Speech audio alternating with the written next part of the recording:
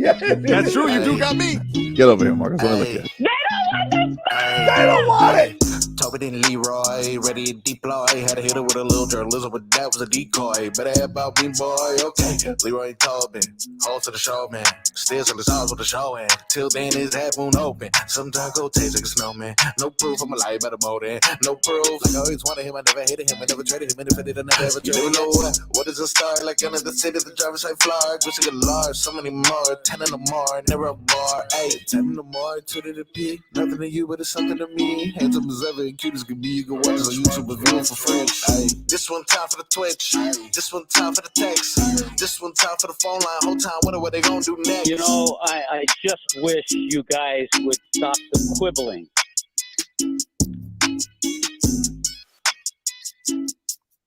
Man, Michigan needs to cheat better, Leroy. Your boys there with spy glasses on the sidelines.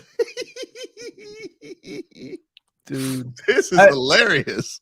It ain't even that they need to cheat better. It's like, if everybody's doing it, then you do it like everybody else. You don't try to one up the cheater. It's like, it's such. That seems like everybody was doing it to some extent, or you heard people were doing it, and you're like, huh. That's what I'm saying, though. Like, whenever do this right. Whenever there's a cheating scandal, the funny thing about cheating scandals is like cheaters cheat, but they always want to get the one up on the cheating. Right. So it's like, if the Patriots, do they need to cheat against a 2-win Bengals team? No, but they can't help themselves. Correct. Does Michigan need to cheat against Central Michigan? No, but let's send in old Charlie Stallions with his spy glasses. But here's the kicker. Does Central Michigan get penalized too? They knew it wasn't one of their guys. I don't know. And the other thing is that it wasn't for Central Michigan. It was for Michigan State. Michigan State. To have your guy go in disguise is a little over the top for Michigan State. Right, that's what I'm saying. Up to this point, they have played nobody that had warranted you trying to get the upper leg on. I understand, but that's not the point. The point is, did the Astros keep making the ALCS? Did they need to cheat? No. Was it a little bit more than stealing signs? Yeah, a dude had a nipple clamp on. Change up. Like, I don't understand. I mean, if you get tased during an at-bat, that seems like punishment, not a reward. Here's what's coming. Whatever Altuve's into, we step back. You know, good for him. Him and Golden Boy ought to hang out. Oh, man. Well, I'd say his documentary was crazy. I watched that on Max not too long ago. That dude, whew. You living it up, huh? Living it up, dude. He's one of the few guys in this world, on this earth, that when he got done with boxing, he could do no wrong, and he managed to do wrong. Yep. Right? Like everybody, Golden Boy. Oh my God, Golden Boy. Oh, and he managed to just nobody wants to be bothered with him. He managed to have the biggest fighter on the planet and somehow fumbled that bag. Yep. Pretty crazy. But anyway, let us get to some headlines brought to you by the new Palmetto Ford Truck Supercenter. Why buy your truck at a car store? Palmetto Ford. We know trucks. Oh, by the way, real quick. Yes. So I went to the foot doctor. Okay. Yesterday, right after work. Go in, show her my feet. She went to Michigan. Her kids went to Michigan. So it was a cool conversation, right? She goes, oof, right? Like, all right, look here. Don't be woofing me. You're the professional. She goes, well, you know, we need to get your feet balanced. You're walking on the inside of your feet, and it's going all the way up your legs to your hips and back and stuff like that. So you need to get orthotics. And she said she put something in my shoe to help, you know, kind of get me back on the outside of my foot. Okay. She says, you might want to try, some shoes. They're really good for stuff like this. And to which I replied, and it might have caught her off guard. Oh no, you're about to put me in old white people shoes. Wait. She goes, what are you talking about? I said, Brooks, Saucony, New Balance. Definitely some New Balance. Hoka, right? All these shoes. She goes, but they're really good. I said, I know, but when was the last time you seen a brother go up in the store and say, I got to get them Brooks? When's the last time you see some Brooks swagged out? Right. That's what I'm saying. She goes, well, you need, comfort. You need, I say, I know I'm going to get the shoes, but I just, I have crossed over. He's like, I got a Jordan Connect, baby. Right. It's a, does Nike do these? She goes, oh no. No. So I start looking for these shoes. The Hoka. Oh yeah, right? I've seen those. Yeah. Right. Those are kind of they're usually like a lot of colors. The cheapest pair, Very expensive. $179. Yeah. For walking shoes? Yep. I'm like, I could damn near get 2 pairs of Jordans. I know. So I'm like, I didn't pull the trigger because what about some insoles on your Nike? Does that work? I'm gonna get the orthotics, and that's going to help. But she said there's also shoes that also help that too, and that's you look. Not for nothing, I've never walked into a Runner's Depot. Right? I said, have you noticed my body type? I said, what about me says I like to go out for a 5-mile jog? I got you though, Leroy. I got you with No, you ain't got me. Could you? Oh, just pick these up for real. look at that. Hey, that's it right there. I got them fangs, son. Yeah, that's them fangs right there. Them fangs. Them fangs ones. Wow. So right. that was the extent of my doctor visit. Sorry about that, buddy. I know. I got another one Monday morning with the knee doctor. So yeah, because I got all kind of stuff moving in my left knee. I can't even straighten it out. I don't know what's up. Is that the one that was? Is that the one that was broken or the other one? Wait. Let me see. The other one was broke. Oh, so is this one broke? No. It's not. It's not nothing like that. I knew something was wrong with that one. This one, I just made a regular doctor's appointment and, see you in a month. I knew but yeah, man. Give you a couple results from last night. The Steelers beat the Titans 20-16 Thursday Night Football. I didn't even watch the whole game, but I knew what happened because Frog Boy sends out the text. When somebody wins Thursday night. That'll be me again, man. It was. Here's what is unbelievable about your pick. Yep. Your hopes and dreams depended on Kenny Pickett going 92 yards. Absolutely. Always had faith. No, you didn't. Was that the first time? No, you didn't. Kenny Pickett, baby hands, baby drives. Yeah, that was a nail biter. Weird game, right? A lot of movement, turnovers, no scoring. The Steelers yesterday, they just keep winning. They lost time of possession yesterday. That Will Levis is going to be good, I think. The Titans had more yards yesterday. But yeah, it's just, Mike Tomlin is able to will things because he's Mike Tomlin. You know what he is? He is the coach that does what Cincinnati does every year. Right? Every year we talk about, it's over. They can't protect Burrow. And then after game 4 or 5, they go on this 6-game winning streak. Pittsburgh, they might lose the first 2. Look terrible.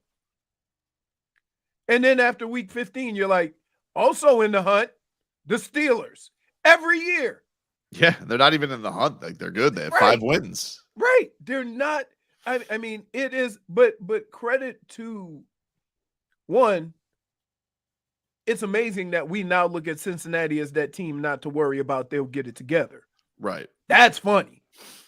But two, we've seen this from Pittsburgh for now 16 years, yet we still won't accept it. We will not accept the fact that they will turn it around and Mike Tomlin will not have a losing record. It's a wild one, man. But they move on. And then also last night, you had the Cats. They win 2-0 over the Detroit Red Wings. Let's give it up for Bob. Shout out, Bob. That was the highest scoring team in the NHL this year. And he shut them out. Bob time. Shut them out.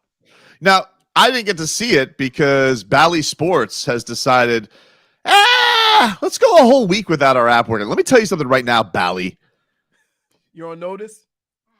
I'm not going boots on the ground tonight. When I sit down on my couch and I get back from jiu-jitsu and I get ready to watch what I'm looking forward to, the in-season tournament, your ass better work, dude. I am not going to find some pirate feed to watch Heat Wizards. I'm tuning in. My app is updated. I'm logged in. It better load, okay?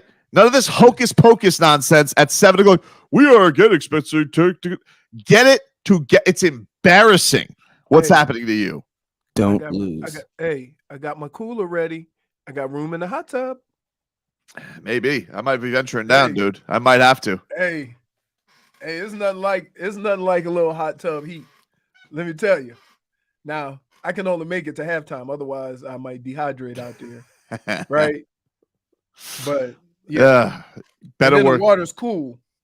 The water's kind of cool, so you can go back and forth. Yeah. Refreshing. We'll take a quick break. Dolphins getting ready for this big time match. We'll hear from Mike McDaniel. Get to it. Back after this.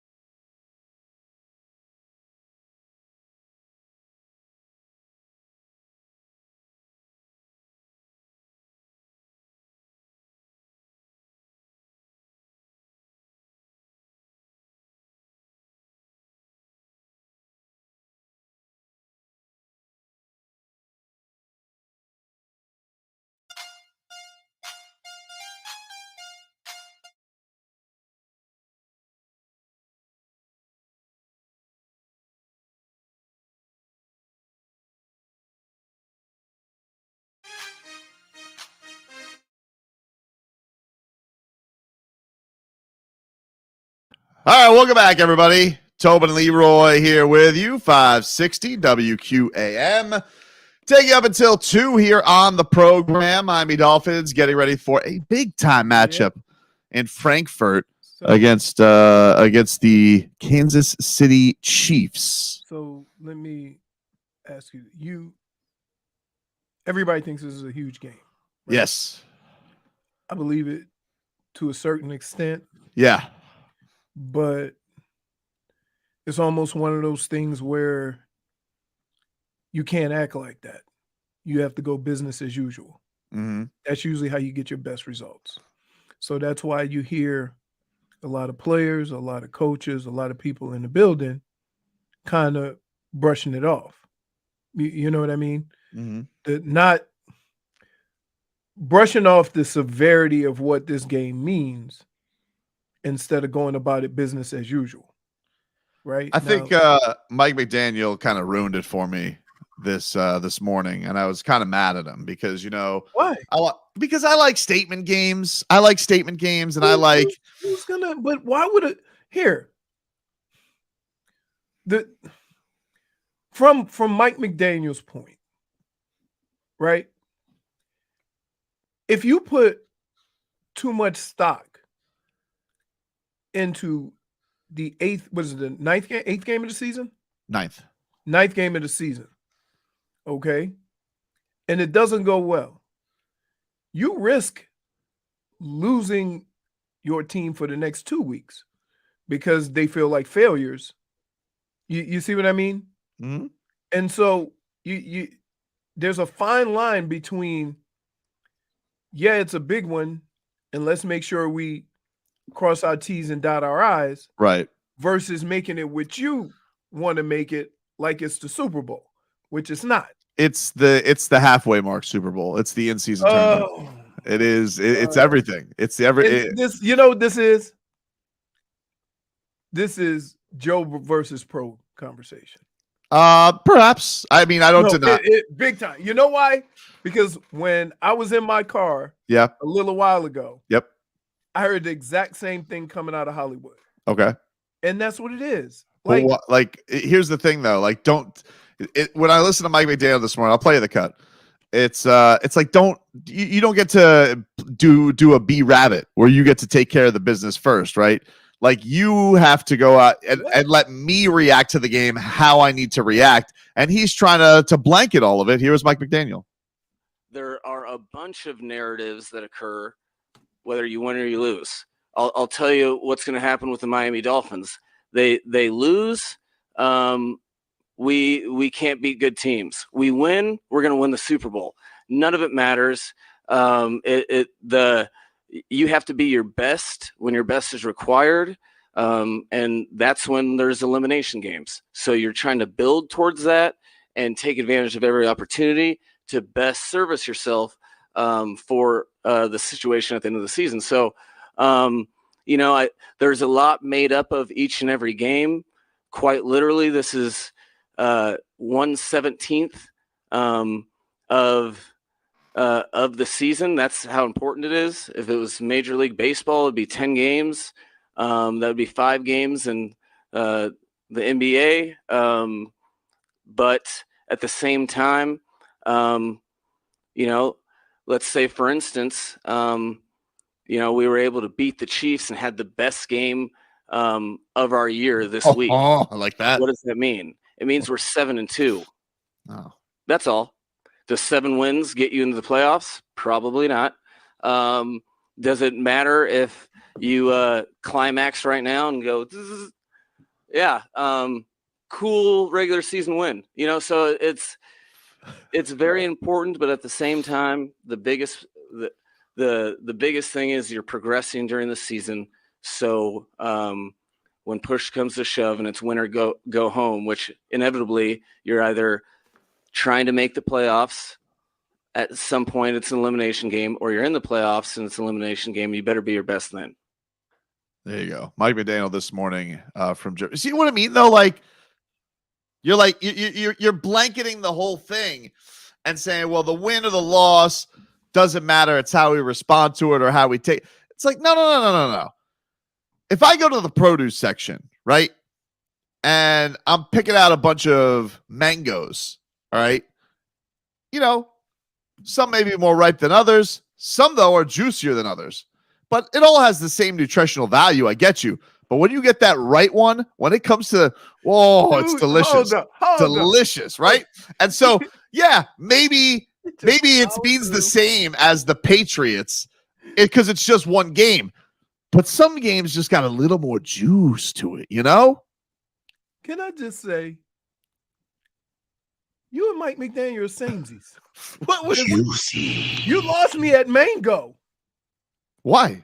Because they're playing a damn game in Germany. Yeah, but They're it's like playing Kansas City Chiefs at 9:30 on Sunday morning, and I'm having a conversation with you about mangoes. I'm just saying, like, I listen to that and be like, you can't do that. You can't just throw cold water. You know what it is? Here's what he's doing that you refuse to do. Put it in its proper perspective. You refuse to do that. I don't know why, because you want to make this something that it's really not. It is a big game. I'm not even arguing that point. It's a big game, but put it in the context of the season. Mm-hmm. You understand what I'm saying? That's the issue. The issue is not whether it's a big game. Of course it is. Of course it is. Because at some point, and here's how I would look at this. At some point during the season, if you consider the Kansas City Chiefs to be a viable threat for a championship, right? Which we all do. Of course. Then how would it feel to have them have to come down here because you have the tie break against them? Right? Like that is what this all means. You just added to the stakes. No, I didn't add. You did. That's Leroy's Steakhouse. Hold on. That's the reality of the situation. Just hand me a lumen onion because I didn't know that detail was just looming over this as well. I didn't even think about that, Leroy. That's a good point. Now you just raised the stakes of the game, baby. Galore. Yeah. What about that, Mike? He's going to sit here and be like, oh, this is the narrative bull. No. I'll determine what the narrative is. And you want to know something? That's the key. That's what we're trying to get away from. No, but here's the you thing. Determining the narrative. If you determine the narrative, it's Super Bowl. Just because you know what the aftermath of something is going to be doesn't mean I still can't go enjoy the show, baby. Like, I know what's going to happen when I enjoy the game. When I go to watch some Star Wars, I know what's going to happen. The Jedis are going to win, but it doesn't matter. That's what I want. I want my feel good, and I want to go and figure out what the next chapter is going to be. I don't want to be like. Wait, you just spoke about Star Wars like you've never seen one. I've only seen the originals and the one you dragged me to. Right. That's it. That's my point. So like, and you got to just put it in perspective. Big picture, seasonal picture, right? You're not the Arizona Cardinals trying to get a big win over somebody and you're still going to have the first pick in the draft, right? This isn't the 85 Dolphins who beat Chicago and stopped them from going undefeated, right? This is not that. It this, now me personally. Yep. What I root for, I want Tyreek Hill to have 250. Oh, tell me about it, baby. Here's why. Don't you dare have somebody from the Kansas City Chiefs saying everybody won in that trade. No, you didn't. Have you seen their wide receivers batting the ball around? Right? And here's a perfect example. Can you win? How about this? Can you win a Super Bowl if your leading receiver is your tight end? I mean, they did.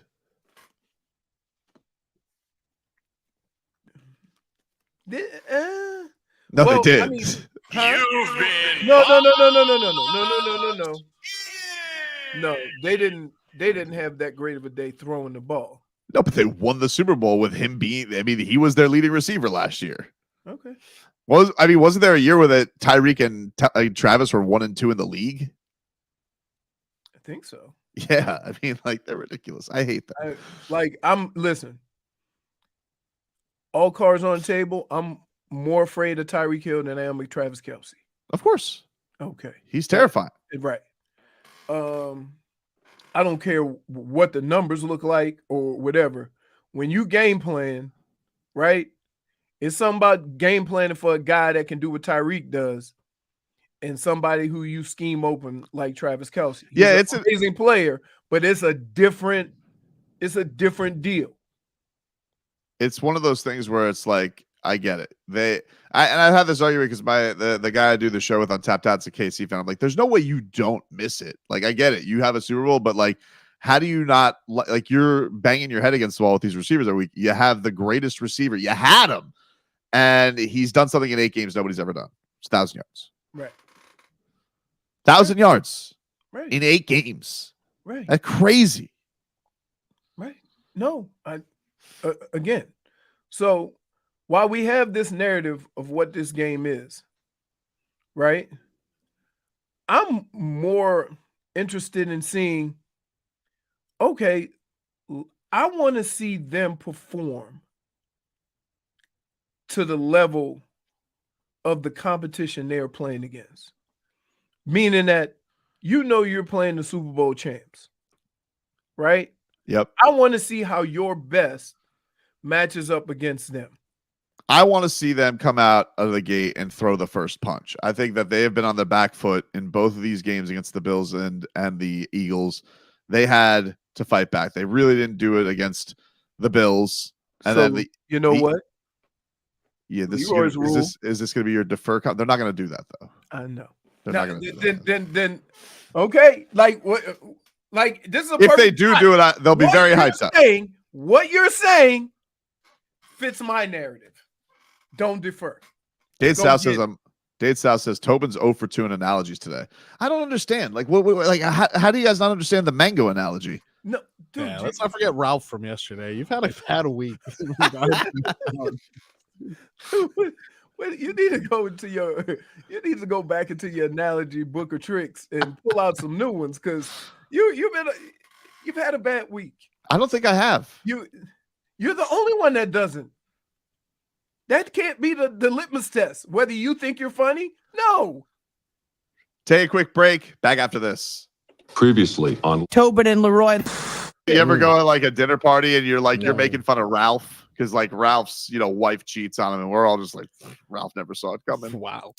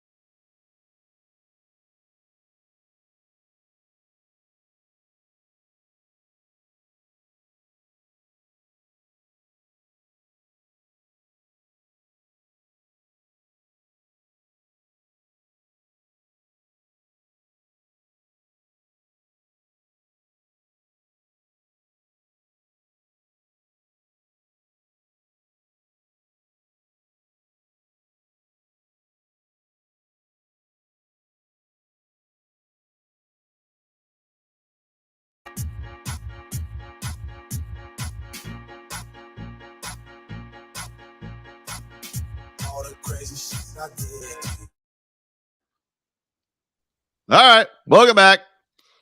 Tobin and Leroy taking you up until 2 here on the show. Boys, I think this Victor Wembanyama might be good. He is good. Oh, man. Yikes. Wow. Yeah, 38 points last night, Jesus. beating the Phoenix Suns.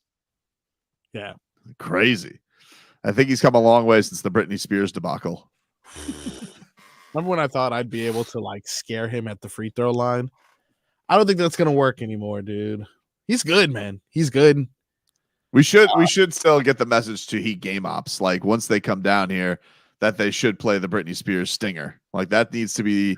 Maybe it will throw him off. You know, he's getting all this high praise, and so when he does eventually get down to South Florida, they need to throw the Britney Spears "Baby One More Time" rift. Telling you, Maybe that'll work. Nothing else works. Wembanyama step back 3 brick. Something's got to work. Something. Gotta get that game ops, dude. He is something, man. He is like watching him. You're just like, how? Right. He's dwarfing Durant. Yeah. Durant. That's crazy. With some of the same athletic ability. Yeah. That's what's scary. It's such a strange thing to see come out there. It's just like, you know, he's like blocking shots, not even leaving his feet. It's just I don't understand. Like, how did they not think a guy who could tippy toe and dunk was not going to be good? it's Very wild. skinny. He's skinny, but he's not moving like Chet Holmgren. He's skinny, but he's not playing Chet like. Holmgren's good too. Yeah. And plus, he doesn't even like, you know, he likes to play in the perimeter, dude. He likes to do the fancy stuff. He's not here to be your back down center. Yeah. Right. Every once in a while, he's going to have a putback because he's bigger than everybody else and taller than everybody else. But that dude likes to show some pizzazz, some flash, Ball skills. Yeah. But my God, scary. Be nice, you know, he's not, you know, 7'4", 7'5", but it would be nice if you know, one of the Heat's freaks got on the floor, the Serbian one. Just saying. A little sweetener. Just We still like That'd be it's cool. tournament. Wait. It's tournament time. Maybe they're saving him for tournament. maybe. How can he not play in this tournament? He just played in the world tournament. We just look. I don't like to put too heavy stakes on things, but like 1 and What? 4. I don't. You know, I'm very hold on. very Not- reasonable person. -1 for Lion. Why? -1.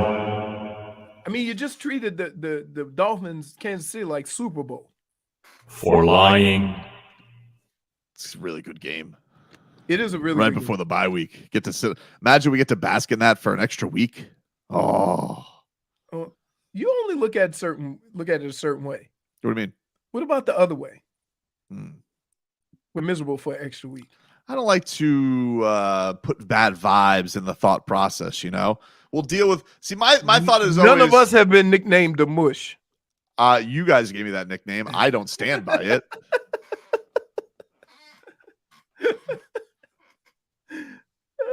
Like I don't accept what you put on. What kind of mojo you put on me? I tell you what, it's gonna be a big time weekend. We got a lot of action going this weekend. Sure do. The Canes can get to what, 7 wins? Yep, they got NC State this weekend, NC a road State. game. You got the Dolphins, and you're gonna damn near be able to just go right from the Canes game to the Dolphins game. Pretty much. In fact, you will, because you do the pregame. Game day uncensored 7 a.m. this week, people. Oh, 7 you get a a.m. break. 7 a.m. By the way, shout out to Gino Torretta. They announced they're going to retire his number 13 at the Louisville game this year. Yep, pretty cool. So really I mean, cool. Old number Long 13. time coming. Like, there's just certain guys, you mention their name, and the next thing comes out is Kane, right? Yep. Those guys, and so good for him. I'm a little surprised the Canes are a favorite this weekend. I'm a little Are you? surprised. Yeah, 5-point favorites. I would have thought maybe field goal, but like, look, I'm just nervous about Here, I'm nervous can I about say it? TBD. I'm nervous That's about what- him. yeah. That's it. Like He- it just he has been throwing it all over the place and not necessarily where it needs to go. yeah, You think he's still hurt? probably. But I think he feels like he's been hurt for the last 2 years. He's had something that hasn't had him quite right. Right. It's just I guess you're gonna have to deal with it because he is gonna go out there. But Here's the kicker. it's just some of those throws. You're just like, woo. Right. Here's the problem. Right. And this happens in all sports. And you don't want to admit it, regardless of how bad or how he looks or how he feels. He is the best that you have. You got to just ride it. You know what I mean? That's a fact. Are you thinking any other quarterback's better? No. Not with They're young. Like it's too young to. They're too Not young to know. better though. Not better. But I mean, the people will be on edge if he does that first pick, and they're like, Oh, here we go. "What's up?" Son Steve chiming in. Don't forget, Tobin made the Bucks game Tyler's most important game of his career. And he showed up. And they lost by 20.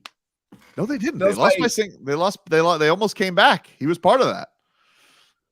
All right. Monday is now the biggest game of Tyler Herro's career. Are we just extending this to every game? Hasn't Yeah. he proven? I thought Well, he that's said the great. buy him a month at least. That's the great thing about Tobin. He can just make stuff up. Well, it's just the urgency of this season. But Why are you this is putting it on him though? He's the only one who showed up. it's not on Case in him. point. It's not. First of all, he is the most approved as far as like your best players. Jimmy Butler and Bam Adebayo are going to perform at the end of the season. They have. We need them to perform now. There will be no end of the season. That's fair. Spo was talking about that. What are you doing? Like, okay, it's everybody. It's You not would just hold on. Tyler. You would disagree with the idea that Tyler Herro has more to prove than Bam and Jimmy do. You disagree with that statement? I would here's what I would say. I'm not saying it has to be as yeah, they have to be productive too. I'm talking about proving all the stuff he's talked about. He has the most to prove. Slow your roll there, fella. What am I slow my roll about? Here's what I would say about Tyler this year. Okay.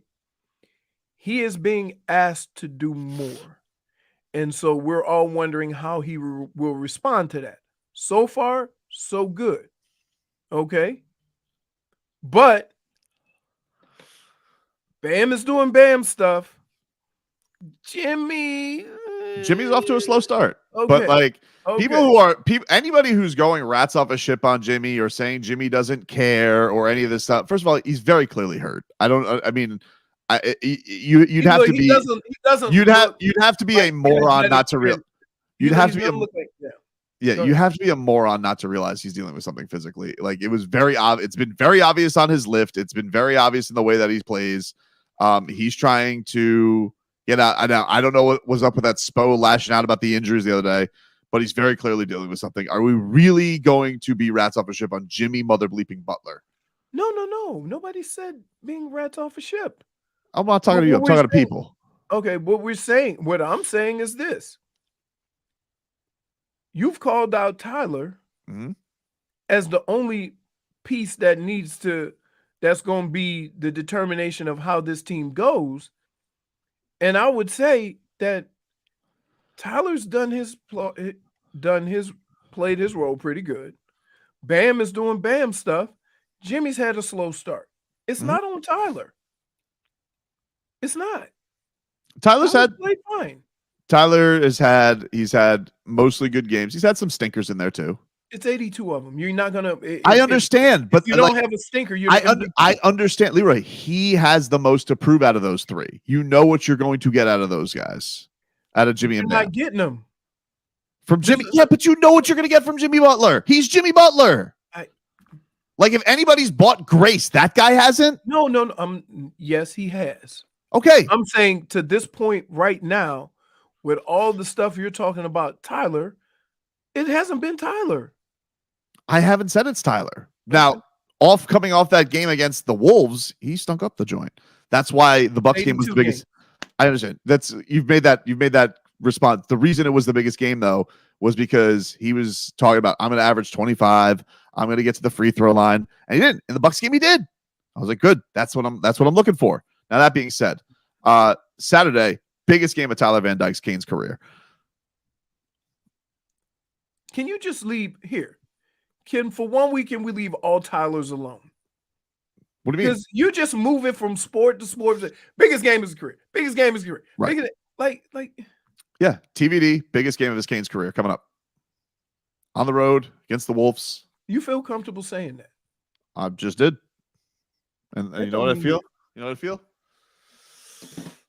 I feel comfortable. Marcos, what are we gonna do with this dude? It's like every game is every the biggest game. Everyone's Every game. Tyreek Hill, biggest game of his career. Every game. Tyler Herro, the third biggest game. You know what you like this week. You're like Jimmy, who loses at dominoes and make the guy play till tomorrow. So, right? You just keep moving the post. I just don't understand who has the argument. This is the biggest game of Tyler Van Dyke's Canes career, and this is the biggest game of Tyreek Hill's Dolphins career. What's so wrong with that? Now you just put Tyreek in it. Oh yeah. You don't think this is the biggest game of his Dolphins career? No. Wow. Why? Because in 3 months, I hope to be saying that again. Well, that's the beauty of it, baby. You can always say the next game's the biggest game. No, that's the problem. That's like in your efforts to be funny, you have exposed yourself to all criticism. Well, let me take that back. Dolphins Raiders will never be the biggest game of his Dolphins career or any of his career. Yeah, that's true. But you know, it could be Dolphins Cowboys down the line. Who knows? It'll be on the line. Dolphins Bills final week of the season. Right, but for right now, but I'm not saying anything. See, you think I'm saying something outlandish. All I'm saying is something for right now, factually. This game this week is the biggest game of Tyreek Hill's Dolphins career. Do you realize that that's usually the approach? Mm-hmm. And that's the approach Mike McDaniel was trying to make. Right. Is that all we can do is prepare for this game right now. It's week 9. Mm-hmm. Right. And go about our business accordingly. Right. Whereas you just 5 seconds ago smashed Mike McDaniel over his comments and then followed up by basically saying the same thing. As of right now, for this game, at this moment against Kansas City, it's his biggest game. We're not doing the same thing. We're not. No, I actually didn't do the same thing because what he did was he basically said, whatever the stakes are, the narrative won't matter. That's what he was saying. I'm telling you, the narrative in this is Tyreek Hill. This is the biggest game of your Dolphins career. And he's telling them, I'm going to give the Chiefs that work. Good. Marcos, what do we do with this? That was the biggest segment of this show. I'm not gonna lie to you. It's probably the biggest segment. You got see, it's really this is the thing that's frustrating sometimes. Next segment. Next segment. No. I just want to say, like, this is what is frustrating about doing the show. No, I just want to say, you guys, it's doing the show. The couple of Peter Pans. You guys are Neverland. You don't grow up, and like you guys want to make it. You want to make it cute. Be like, oh no, next segment's the biggest. That's not what I'm saying. But you guys, you just said, oh. This is the biggest game of his Dolphins career. Next week or against the Cowboys, that could be the biggest. It could be. You already set yourself. It's hard to say, but if keep moving the ball, it could be, but I don't know. Grow up, Peter Pan. You're the worst. You are the worst. Couple of lost boys. Really? Yeah. Which one of you is dressed like the fox with his ass hanging out? Sorry, I got the frog on. That'll be you, Leroy. Back after this. The Heat are home again tonight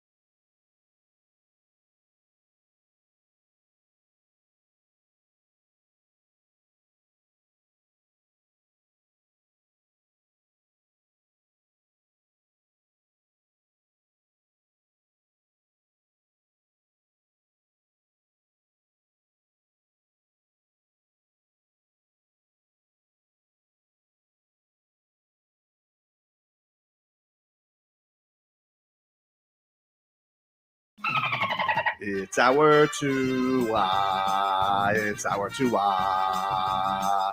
It's our Tua. Tua, Tua, Tua. Tonga Valoa.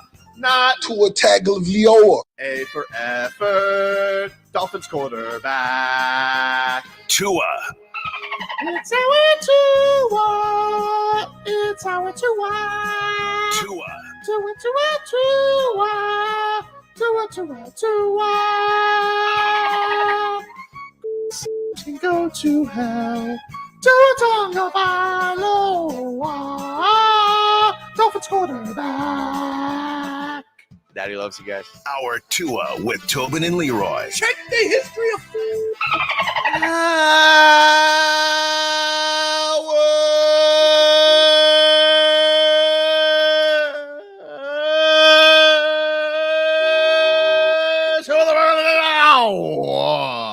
Wow.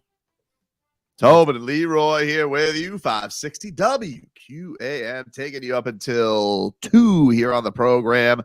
Let us get to some headlines brought to us by the new Palmetto Ford Truck Supercenter. Why buy your truck at a car store? Palmetto Ford. We know trucks. Dolphins, Chiefs. Just got a report from Jeff Darlington on Patrick Mahomes, who apparently is over his flu-like symptoms. I remember he played last week. He had a flu game. Was not good. Usually traveling, not great for if you're dealing with sickness, but apparently he's gotten over most of it. Here's what he said. We'll hear from Patrick Mahomes after practice, but in the meantime, it's accurate to say the flu-like symptoms he experienced against the Broncos are behind him. He's feeling recovered aside from any travel fatigue and is generally ready to roll for Sunday. We'll see. So he We will was see. faking it. You think like he was just that was just the thing they put out there for this past week was, he struggled against the Broncos, the flu, blah, blah, blah, blah. That's what you're trying to put out there, Marcos? Exactly. I'm trying to, everyone's doing this whole narrative controlling thing. I know what Kansas City's doing over there. You're not fooling me, dude. I think it is definitely a case of Does he need that narrative though? The dude's won 2 MVPs. I think he's pretty solidified. I will say though, it does feel like the Chiefs. It does feel like the Chiefs are bristling at this trip to Germany a lot more than the Dolphins have. The Dolphins have basically become Germany's team. Well, here's why. They had to give up a home game. That's fair. Not great. Yeah, So makes sense. I would always, and same here, if the Dolphins had to give up a home game. Oh, always drove me nuts. Right. So, I could see why they're a little annoyed. Here is Mike McDaniel this morning greeting the media. Oh, Guten Tag. Oh, sorry. Hello. I've been in Germany for a while. Guten Tag. I like it. Oh man. I mean, you know what? I appreciate the fact that good day. Even though, the game is as big as it is. Yep. Mike McDaniel has handled this as we get to experience a part of the world that a lot of us wouldn't have if not for this game. Yep. So we will come a little bit earlier. We will get our work in, but we will enjoy the fact that we're in Germany. Oh, dude, they put out some video yesterday of the team going and eating, and they had Jalen Waddle. He was taking he had all the German bucks out there. They were covered in blankets because I don't know, it's cold there, colder than South Florida, that's for sure. Everywhere's colder than South Florida. I know, nice breeze this morning though. Oh, from a golfing perspective, too much. Too much. Like once you get in the 15-mile-an-hour plus, it's blowing your ball crooked. I think Mike McDaniel said this morning that he's going to the German zoo because his wife and daughter just arrived. They want to see a baby elephant. Ooh. I mean, we have those here, don't we? Miami Zoo has some. I don't know. Do they have any babies? I don't know. I'll tell you one thing. The last time I went to the Miami Zoo, elephant's hog was hanging all out. Whoa. I was like, you know what? Which is, if you ever go into the zoo with kids, The it is worst. the first thing they point out. You know what? It happened Like, the last and I'm like, and the last- first thing that comes to mind is they must know Tobin, the last right? Because that's When was the last time? like, whoa. I mean, it was a hammer. Well, I mean, what do you expect from somebody who has to mate with another elephant? Fair point. He Right? can't come he can't come weak, you know. He's gotta bring the thunder. But to your point, that did happen the last time I went to the Palm Beach Zoo. Actually, my son saw it was a howler monkey. He was all out. This show is hosted by Baby Elephant. Point for Witcher. And I got to tell you, most animals are kind of discreet, but as J Fig pointed out, not turtles. Turtles do not care. No. Well, it's such a process to get up there, you know. Yeah. Especially those Galapagos tortoises. Oh, they get after It's a lot of shell to move, dude. They're huge, dude. They're huge. And they grunt. Oh, do they? Yeah, they do. Turtles They do. grunt. Remember we had that sound of the hedgehogs mating? Is that still in our system? It's probably deleted after all this time. This is what we do. We start the show by saying, this is the biggest game of Tyreek Hill's career. Hey, Marcos, you got those? You got those horny hedgehogs? Is it lost? Is it not in there? No, I would check the system online. Oh, great. I hope it is on the system online. I mean, I don't know why anybody would save it. Like, what does it say? Why wouldn't you save it? It just say, Oh, yes. I just see it hashtag random hashtag animals hedgehogs mating. Yes. Oh, yeah, I gotta get this in. Oh man. Like they you want to talk about putting in that work. Hedgehogs, dude. I didn't realize they made like such a I don't even know what a hedgehog sounds like. Like I don't even know. Normally, I don't know. Me neither. I know they were just silent creatures, you know, crunching on some mealworms or something like that. Yeah. But nope. Hedgehogs, they're about that action, dude. Like this right I'm telling you. What made you even? This is definitely you that put this in the system. Yes, it was is. in the 790, and I see all the hashtags. Where did you come across this? And you're like, oh, we gotta have this on the show. Same way you're having a conversation like this. I don't think I found it. I think Robbie did. I feel like Robbie the Degenerate back then. I think he found it. I don't remember what brought it up. We'd have to probably text him to say what led to us having hedgehogs mating. But poor Robbie getting thrown under the bus. I think it was it. Well, I mean, like we, you know, that's just look. If you had to go find hedgehog producing, you would do it. Yep. All right, hedgehogs mating. Can't wait to see what this this sounds like.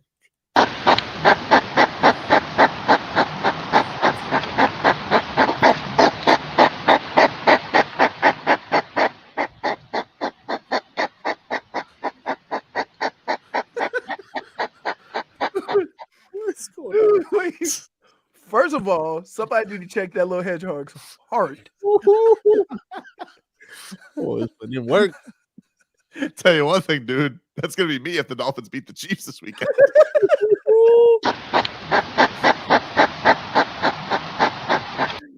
At 12 o'clock. At 12:30. What is wrong with you?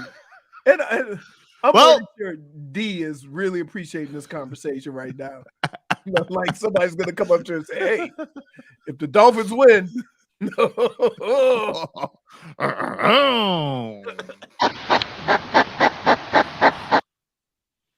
Gross, dude.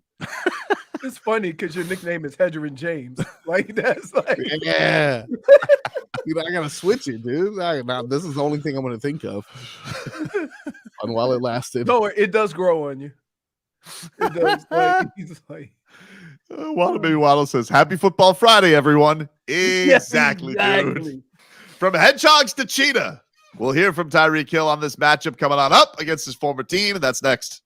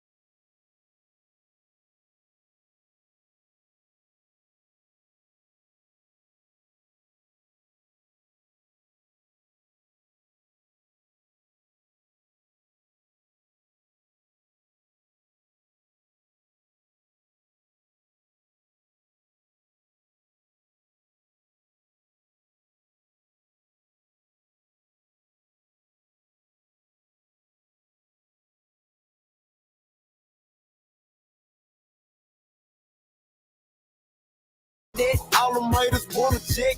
Tight coat slick, just bought a Cadillac. All right. Welcome back, everybody. Tobin and Leroy here with you. Take you up till 2. Hey, Leroy, can you get a weather update from the Demesman and Dover Law Firm, youraccidentattorneys.com. Free consultations 24/7. Call them at 866-954-MORE. As we discussed earlier, it is quite breezy.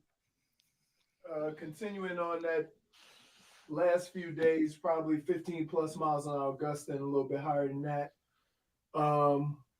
Winds are out of the east. It is a partly cloudy sky, almost mostly sunny, a lot of sun. And I would say it's right around 80 degrees. How do you do, Marcos? It is indeed about 81 degrees, winds at 19 miles per hour coming out of the east, northeast, and they got it at partly cloudy. So pretty much everything right. All righty. There you go. Coming up this weekend, of course, we've been talking Dolphins Chiefs. That's the monster game. Tyreek Hill, huge storyline around this, as he feels in a lot of ways like a franchise changer. Like that's what it has been for this Miami Dolphins team. You have not had an offensive player like this since Ricky Williams. The Dolphins had back-to-back months offensive player of the month and offensive player of the month for 30 years. Now they've had back-to-back months with it with Tua and Tyreek. Their connection has been awesome. So let's hear a little bit from Tyreek Hill in the lead up to this. And he says that he is happy about the Miami trade and that it happened and all the fallout that has happened from it. I'm kind of glad that it happened now. Like, I don't even think about it now. Obviously the situation that I'm in is great. Got great teammates. My family is from Miami. So I accomplished one of my goals of being one of the highest paid in the league. So everything's great. Life is great, man. Never can take anything for granted. So can't look back. Always got to look forward. That's my mindset. Oh, so glad that he's here. God, idiots. I can't believe they let him go. In heaven, man. Well, to be honest with you, I think part of the reason why they let him go because they want to pay him, right? Why wouldn't you want to pay that guy?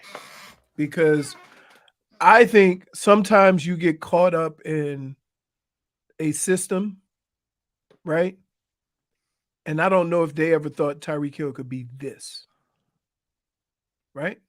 So what happens is that you have another franchise that says we can make him that dude, right? And he comes here, and it's kind of a situation where Tyreek's like, I told you I could be this dude. Yep. Right. And they can move on because they never thought that. Does it mean they were wrong? Absolutely. But I think there were other things that, came to play, because think about this.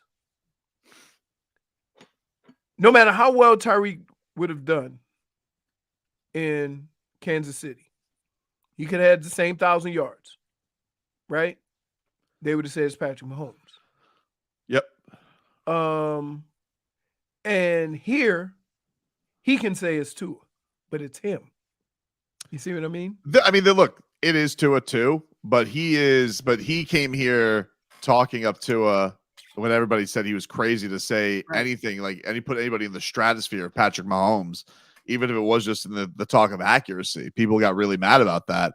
But you're right. Like, there's no way if Tyreek Hill is having this kind of a season, anybody would even put a breath of him being the MVP. It wouldn't even be a topic. It would always be Mahomes. It would always be Mahomes. Now, I still think that people are, I want to say people are sleeping on Tua. He's the betting favorite, but to even have Tyreek be part of that discussion, I don't think would have happened in Kansas City. And I think in a lot of ways he's a bigger star here than he is in Kansas City nationally.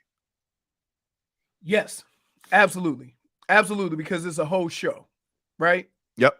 And usually, how many instances where you have a show and it doesn't really include your quarterback, right? Tua's not the guy talking.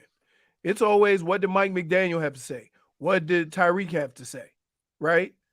And so it's actually a unique dynamic in that the guys you go to for quotes are the wide receiver and the coach, and not the quarterback.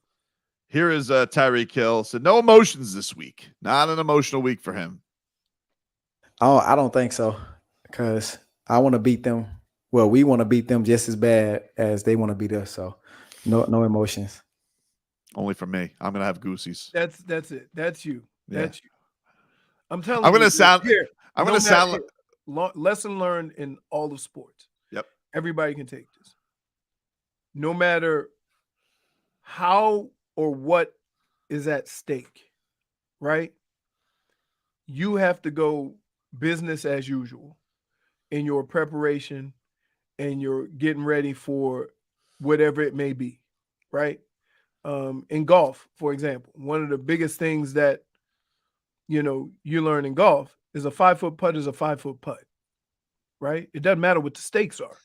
You practice and you prepare for a 5-foot putt. If you make it mean something, then the circumstances dictate how you perform. Right. And I think that's how the Dolphins have to go about things. Like, let's just do our work. Let's get better. Let's, execute. Let's do the things we've been doing to get us to 6-2 at the moment, right? And then whatever happens, we can feel that we put, all the work that was required to be successful. If you go into it talking about how big a game it is and the circumstances surrounding the game, you're talking about everything but the game, about what you need to do to win the game. -1 for leaning out of the camera. Me? Who? No, that was Leroy. That was a message from J Fix. She says less of your ceiling as you were hiding behind your big mouth Leroy. Oh. Making excellent points, though. I apologize to Technically, that's not leaning out of the camera, though. No. Is it into the camera? It's like -1 for too much headroom. Whoa, okay, we gotta update Mike B on that one. One more from Tyreek Hill for this segment. This was the money quote from his talk on KC about it not being an Arrowhead. This is what he had to say on it being in Germany instead of Arrowhead. It doesn't matter. It doesn't really matter where we play at. I mean, obviously, it would have been great to play in KC, but it really doesn't matter where we play at. You feel me? They're going to get this work wherever, though. Look, y'all already used that. Bulletin board material. Goosey. Hey, it's easy to give bulletin board material when you run a 4-2 and they don't. Right? Right? That's right. That's like Chris Jones coming in and saying, oh, that offensive line going to get that work. Well, you're one of the best to do what you do, of course. You know what? Tyreek Hill's next celebration should just be unveiling a bulletin board after he scores in the end zone with like pins and the yarn connecting different things. It's like all of the headlines around him, and it just whoosh, unveils it. Yeah, that's pretty good. And he's gonna be like Cheetah. He's like, it wasn't my bulletin board. Can't find me. Imagine that fine. Yeah. It's we're like. I'm almost glad this game is at 9:30. You don't want to wait all day for it? Standalone. Like, if it was in Kansas City, it'd be an 8 o'clock or 4:30 game. There's no way if it wasn't in Kansas. If it was in Kansas City, it'd definitely be Sunday Night Football. Right. Definitely. So from that standpoint, now it's 9 hours difference? 6, I think. Oh, only 6? 5 or 6, yeah. So they're gonna 3:30 start there? Frankfurt. 4:30 currently, so it's about 5 hours. So if it's 9, about 2 o'clock. 5:30. So 9:30. So we're talking about 2 o'clock? Yeah, more or less. Yeah. Yeah, okay. 2:30. Which is all right. All right. So it's a weird time, right? 2:30. That's a little strange for a football game for sure. Well, I mean, it's kind of like right in the middle of your 2 windows. Right. I don't know why they wouldn't do it at, I guess 9:30 is they want 9:30, 1 o'clock, 4 o'clock, 8 o'clock. They wanted you got football roll right in there all day. That's the plan, dude. Here's the problem. The good news is you get to watch your team early. The bad news is if it doesn't go well, you ain't gonna give a rat's ass about football for the rest of the day. I know how I feel. I used to hate. Like, you play on Thursday. I don't think I ever lost on Thursday. I'm excited about it because it's the first week where I don't have to worry about watching a football game while I'm at my son's flag football game. So I could just sit there, could get this game over with and just go. Flag football is late. Flag football's at 2, and it goes basically 2 basically to like 3:45. So I've been like watching basically all Dolphins games on my phone at 1:00 up until the fourth quarter. Well, you're still gonna miss some of it because you're gonna drive all the way back home. Yeah, sure I will. You missed it'll take you a quarter and a half. Yeah, I'm definitely not watching the game on the way. Definitely. You're right, dude. I am gonna miss some of it. Tobin. What, dude? He's right. I'm just saying. Why he's you right about that point?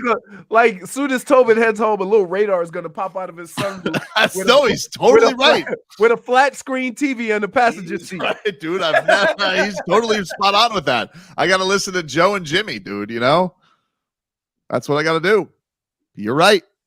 When you're right, Leroy. When you're right, dude. Tickle My Fancy is next. WQAM broadcast.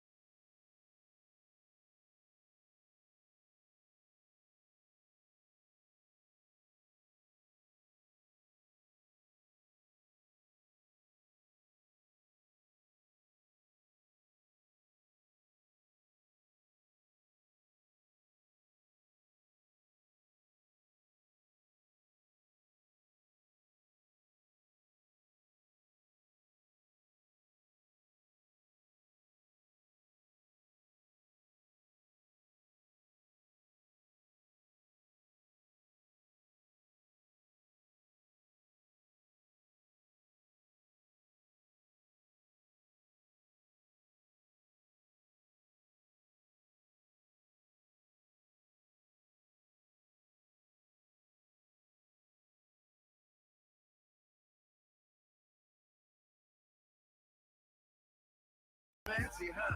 Oh, you fancy, huh? I'm so fancy. You already know I'm in the fast lane. From LA to Tokyo, I'm so fancy.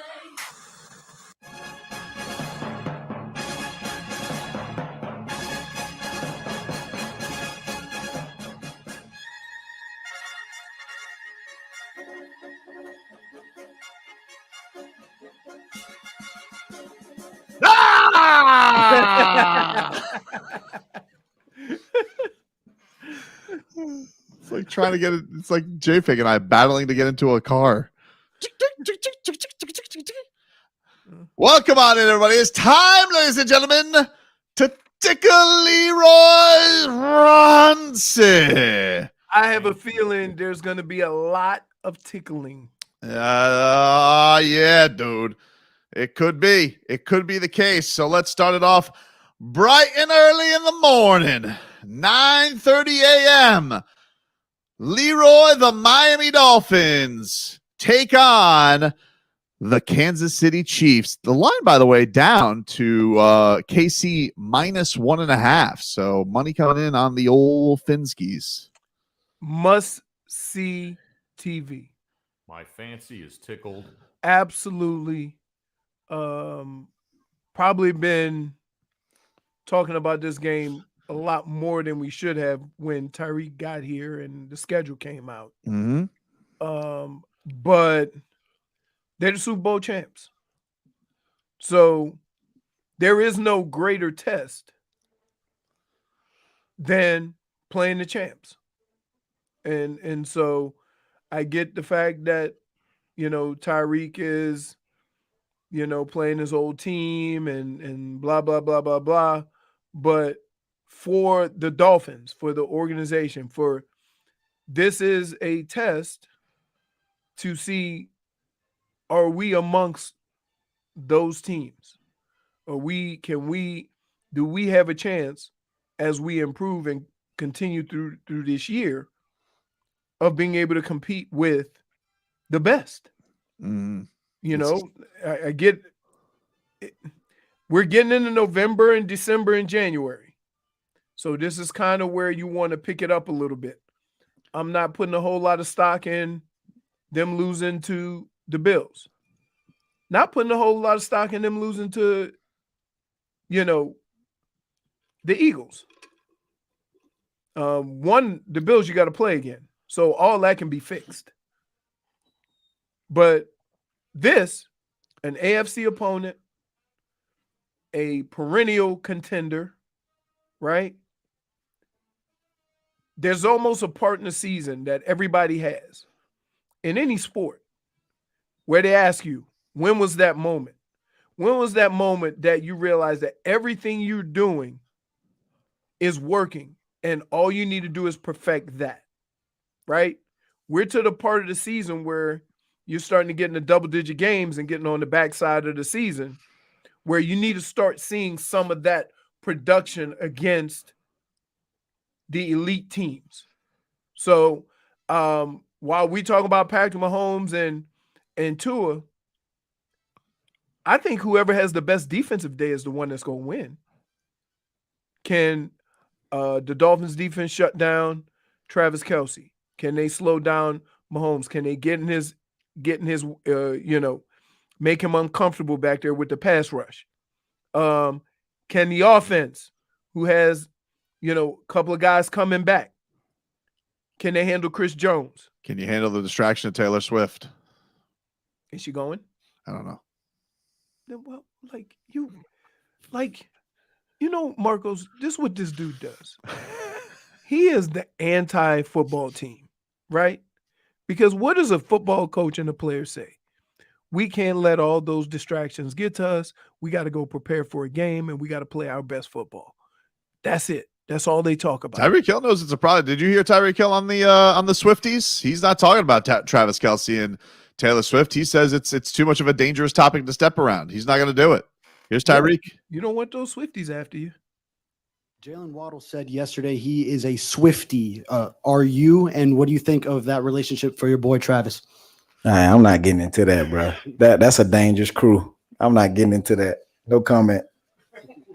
It's a dangerous crew. He's more worried about the Swifties than he is the Chiefs defense. Yeah.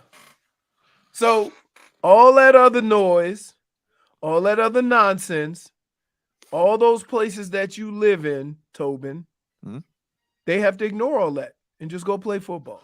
But I want to see how this offensive line handles Chris Jones. I know what I would do. Right? You ready? Side to side. Run him around. Right? You do those sweeps. You do those quick screens outside. You do, some of these things to kind of get him running a little bit.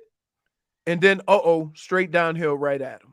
We should mention, I don't think I have today, but the news is good. If I haven't mentioned it, it's been since the beginning of the show, but Teron Armstead, Mike McDaniel says optimistic that he is going to play.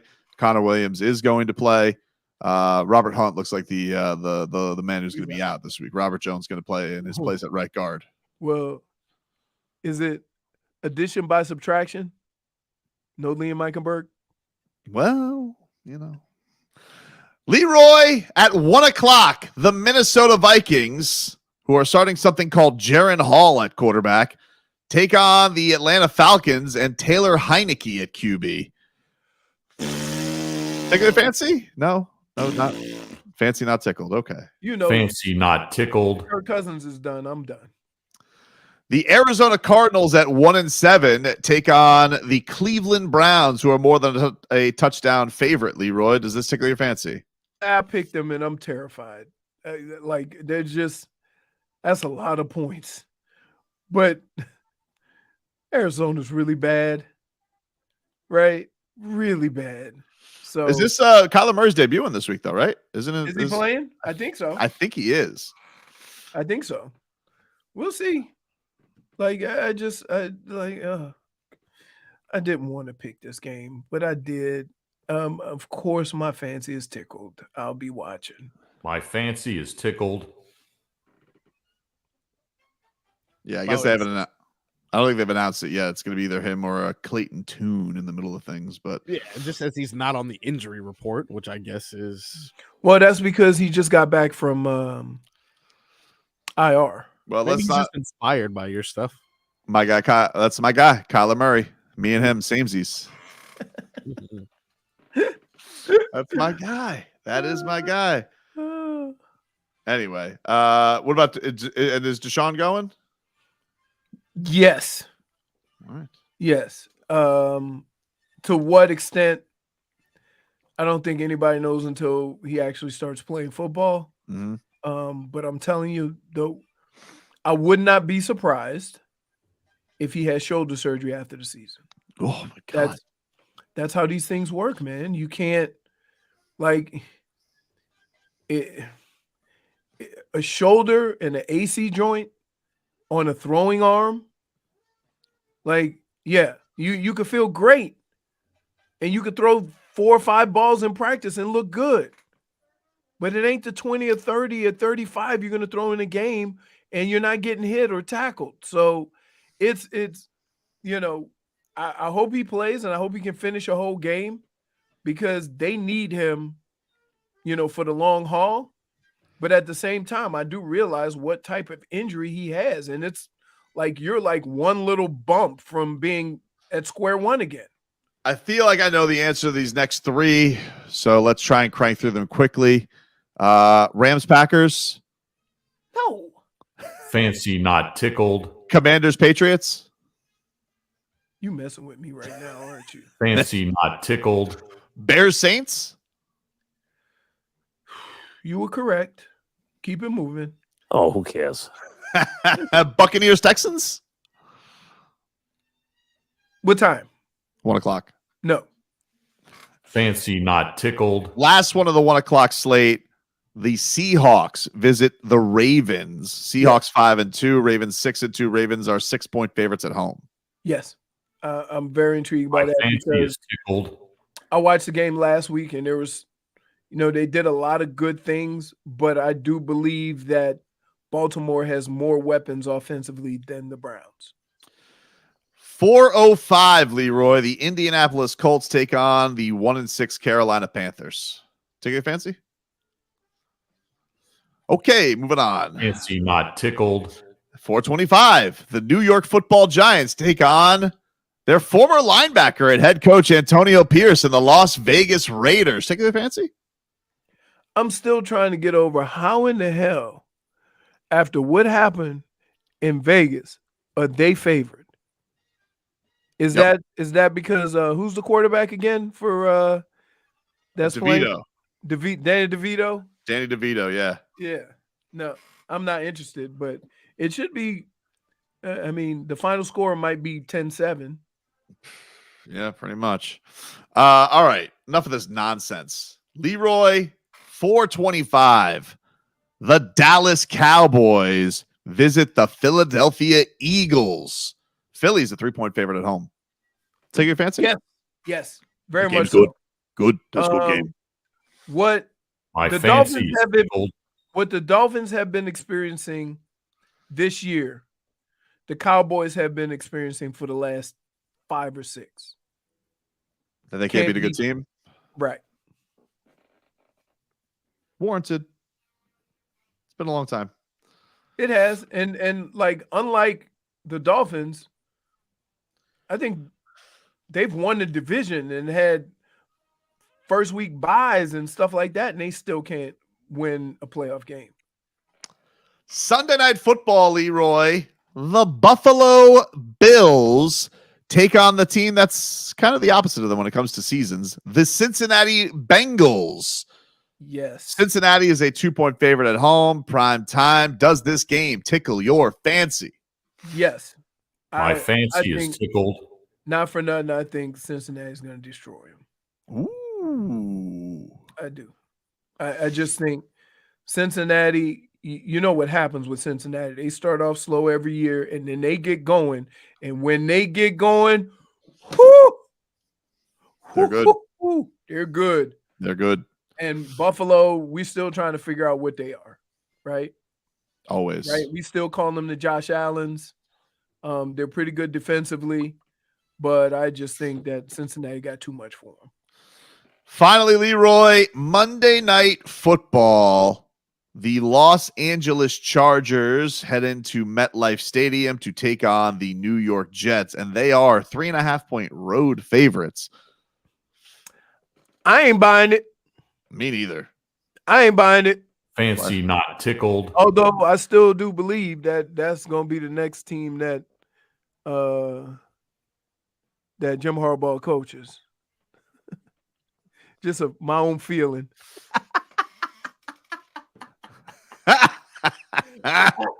That's a great. Can't help himself. They had a guy with spyglasses. Oh my goodness. Oh man. Tell Jim Harbaugh to answer for his crimes. He will with an NFL job next year. Yep. Pretty much. That's the next progression. You get caught cheating in college and then you go to the NFL. Listen, you cheat the game. The only one you're cheating is cheating yourself. That's right. That's what they say. Oh my goodness. Cut it out. We'll take a quick break. Get to a little cat talk. Wait. What? What about the Canes? That's not how Tickle My Fancy works, dude. We do Tickle My Fancy. We do NFL. No, we don't. We do all games. We don't. No, yes, we do that off season. We'll do all games. I was gonna say, don't you do UFC sometimes too? Yeah, in the off season, we will do that. Yeah, in the off season, we do Tickle My Fancy. We'll do all sports when it's not NFL season. I gotta tell you, but that is a rule that, as part of this show, I'm unfamiliar with. I think he's making things up, dude. This guy lies a lot. Hold on. Hold on. Last week on a Friday, you were like, "We're doing You Dead to Me." You don't even know what days we do the. Do you even know what days we do the games? He's lashing out. Don't let him lash out. When's the last time you looked at a rundown? How long we been doing the show? 8 years.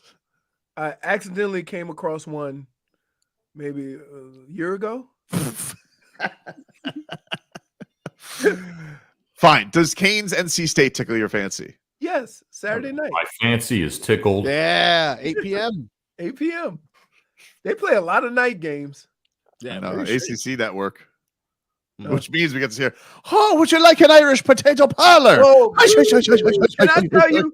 That's why the ACC can't make no money, because if your main source of income is coming from the potato peeler, right?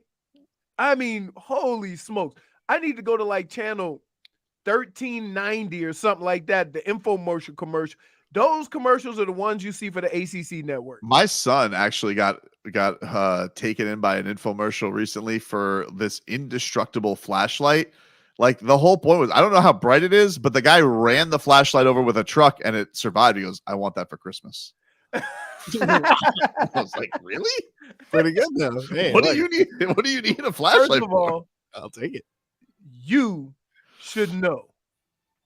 You can't give him random stuff, right? Because you know that flashlight is going to annoy the hell out of you. It charges too. No batteries. You can just charge it in the wall. Why Like do I feel like you're also Wait a minute. Why do I feel like y'all going to give it a twofer? Well, I think if we call within the next 30 minutes, we do get two for one. Hey, I got one worse. Me and Fonz, when he was like 9 or 10, we were watching TV and they had lightsabers on. Oh, I went and got the good ones. wow. We had to wait until nighttime to go in the front yard and play. That's good, man. Where are those, by the way? Do they still work? I just want to make sure they're, tested out properly. Who knows? Maybe we can bring that in for the dartboard. Lightsaber battle to the death. I don't know. Dave's house says Tobin definitely bought one of those singing fish off TV before. My dad did have the big mouth Billy Bass. Wait, you know the name of it? Oh, big mouth Billy Bass, of course. The guy would sing, "Don't worry," and then he'd turn his fish head. He'd be happy, even though he was a dead fish on the wall. That is a staple of the redneck community, right? The singing fish. Of course.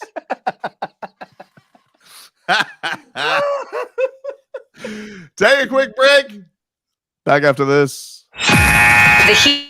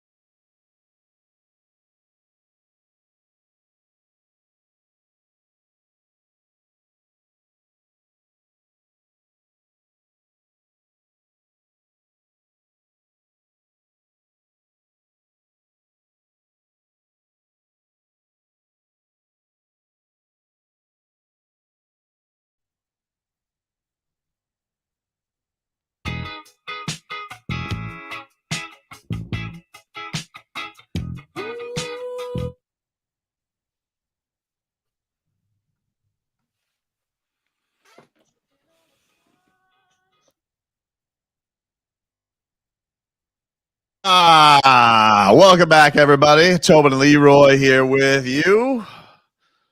Marcos, he's an NFL insider.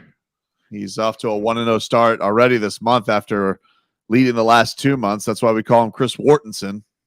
What? That's what this was. I was like, oh, it's speaking very highly of me. Dude. Point for Tobin. Let's get to some cat talk here, brought to us by our friends over at Celsius. Hockey fans, don't sit this one out. When it's game time, make Celsius a part of your play and get that energy up. Game day is fueled by Celsius Essential Energy Drinks, the official energy drink of your Florida Panthers. Our boy, Steven Lorentz, first Cats goal yesterday.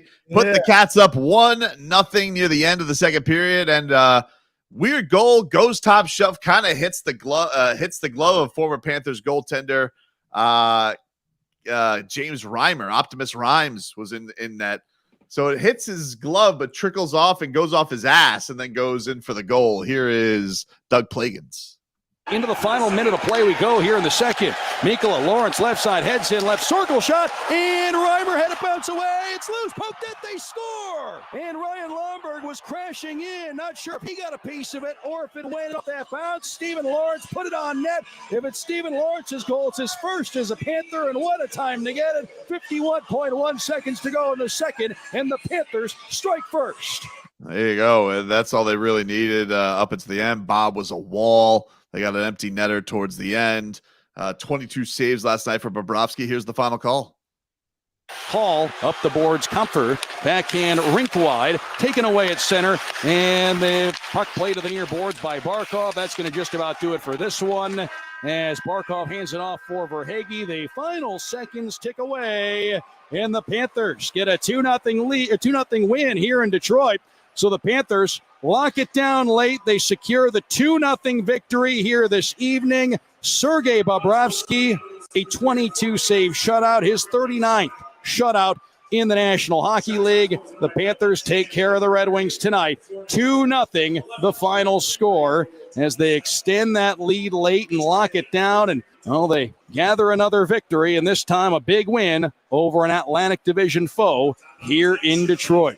2-0, the Panthers take care of the Red Wings. There you go. Doug Plagans with the call.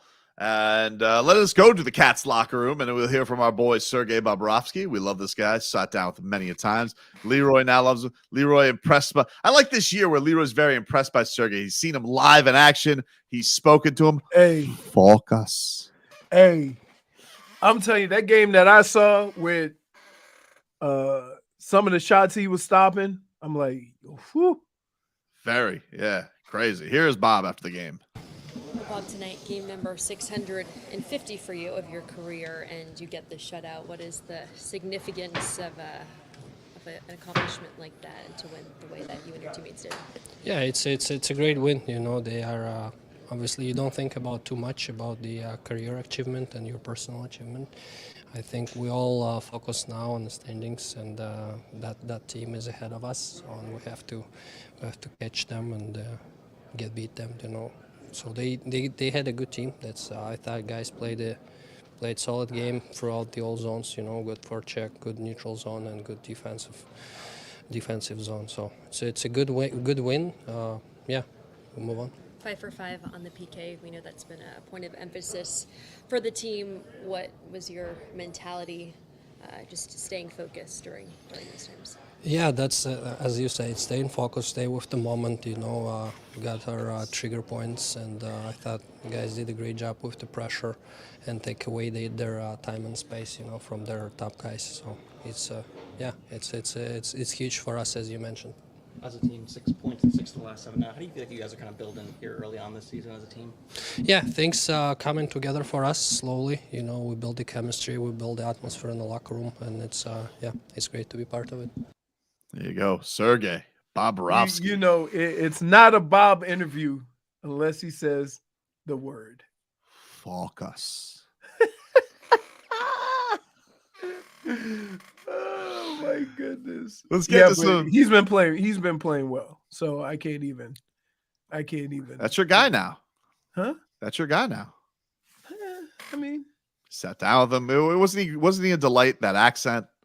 Yes. Interesting fellow. Talking about the Russian Bears. Also, he fed you. Remember the food you stole? Yeah, the Chilean sea bass. Oh, that was excellent. It was J-Fig's fault. I didn't even want sea bass, but she made me go back because she didn't want to go by herself. Let's get some headlines brought to you by the new Palmetto Ford Truck Super Center. Why buy your truck at a car store? Palmetto Ford. We know trucks. So yesterday at Heat practice yesterday, the day off between 2 games, and suppose we're practicing. And I found this interesting, Leroy, because Erik Spoelstra, his identity, the identity of the team, always usually toughness, defense. We have enough. And yet, Erik Spoelstra, he didn't really mince words. This offense sucks. This is what Erik Spoelstra had to say. We definitely got to work today on trying to improve our offensive efficiency. We want to put more points on the board. We're capable of doing that. Getting on the same page and bringing out the strengths out of each other. We're going to get there, and we'll be better than what we have been right now. Hopefully we can fast track it. None of us are really patient through this process right now. But the thing I do know is that we need Jimmy, Bam, and Tyler all playing at a high level, at an efficient level, bringing the best out of each other, and then ultimately raising the level of everybody else on the roster, which they're all capable of doing. We just need to get to that point. There you go. Spo got to score better, Leroy. And that is not something you hear typically from Erik Spoelstra. Hey. Duh. Have you watched it? I don't understand. How do you coach a brick? Like, if guys get open shots and they miss them, what do you coach? Like, you're getting the open shots. I think he's probably thinking to himself, hey, Jay Rich. Jimmy. That's what you're thinking. No, dude, I think they're all thinking it. We all thought it.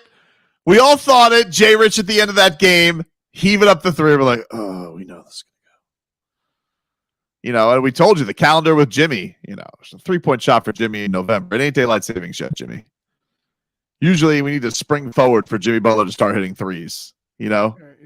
He's got like his own version of Groundhog Day. Like there's a timeline somewhere in April where now Jimmy Butler hits threes again. That's how it goes. Prior to that, Marcos, do you trust Jimmy Butler hitting a three before the spring? Not even a little bit. Everyone knows the cycle. Off season, he does something with his hair. He spends the first month or two just adjusting to even understanding he's playing basketball. And then boom, Michael Jordan's son. It's crazy. It really is. Here's the problem, though. Everybody can't be on that Jimmy Butler schedule. No.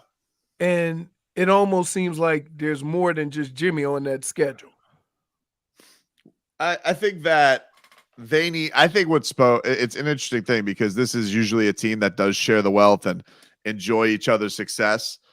But I think that Spo is looking to his 3 stars and being like, you guys kind of need to like maybe bust it up and play like stars a little bit offensively for this team because the trickle down may not be quite there yet.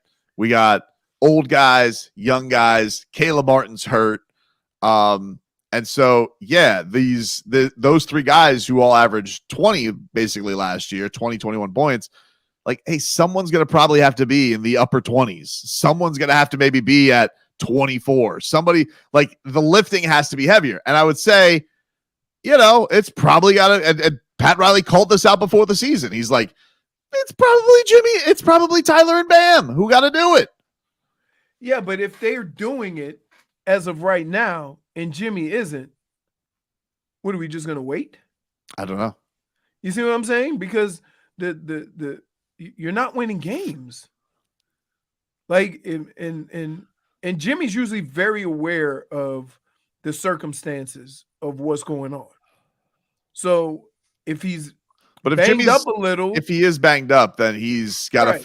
Jimmy. The one thing about Jimmy that is is great about him is he'll find other ways to help you win. It's not like he Right. is just a guy who has to just rely on Okay, his then score. don't put it on scoring. Then you just said those 3 guys got to score. No, I think 2 of those. Well, I think they all. Well, he said that, not me. No, I know, but again, now you're saying, oh, but Jimmy can find other ways. Other ways ain't scoring. He is not. And look, he hasn't looked like himself. He's usually a very efficient player. Like this is one of the more efficient players in the league with being able to get his averages with very few shot attempts, usually getting to the free throw line a ton, which he still is getting to the free throw line, but the touch All just that is there. great. All that is great. Okay.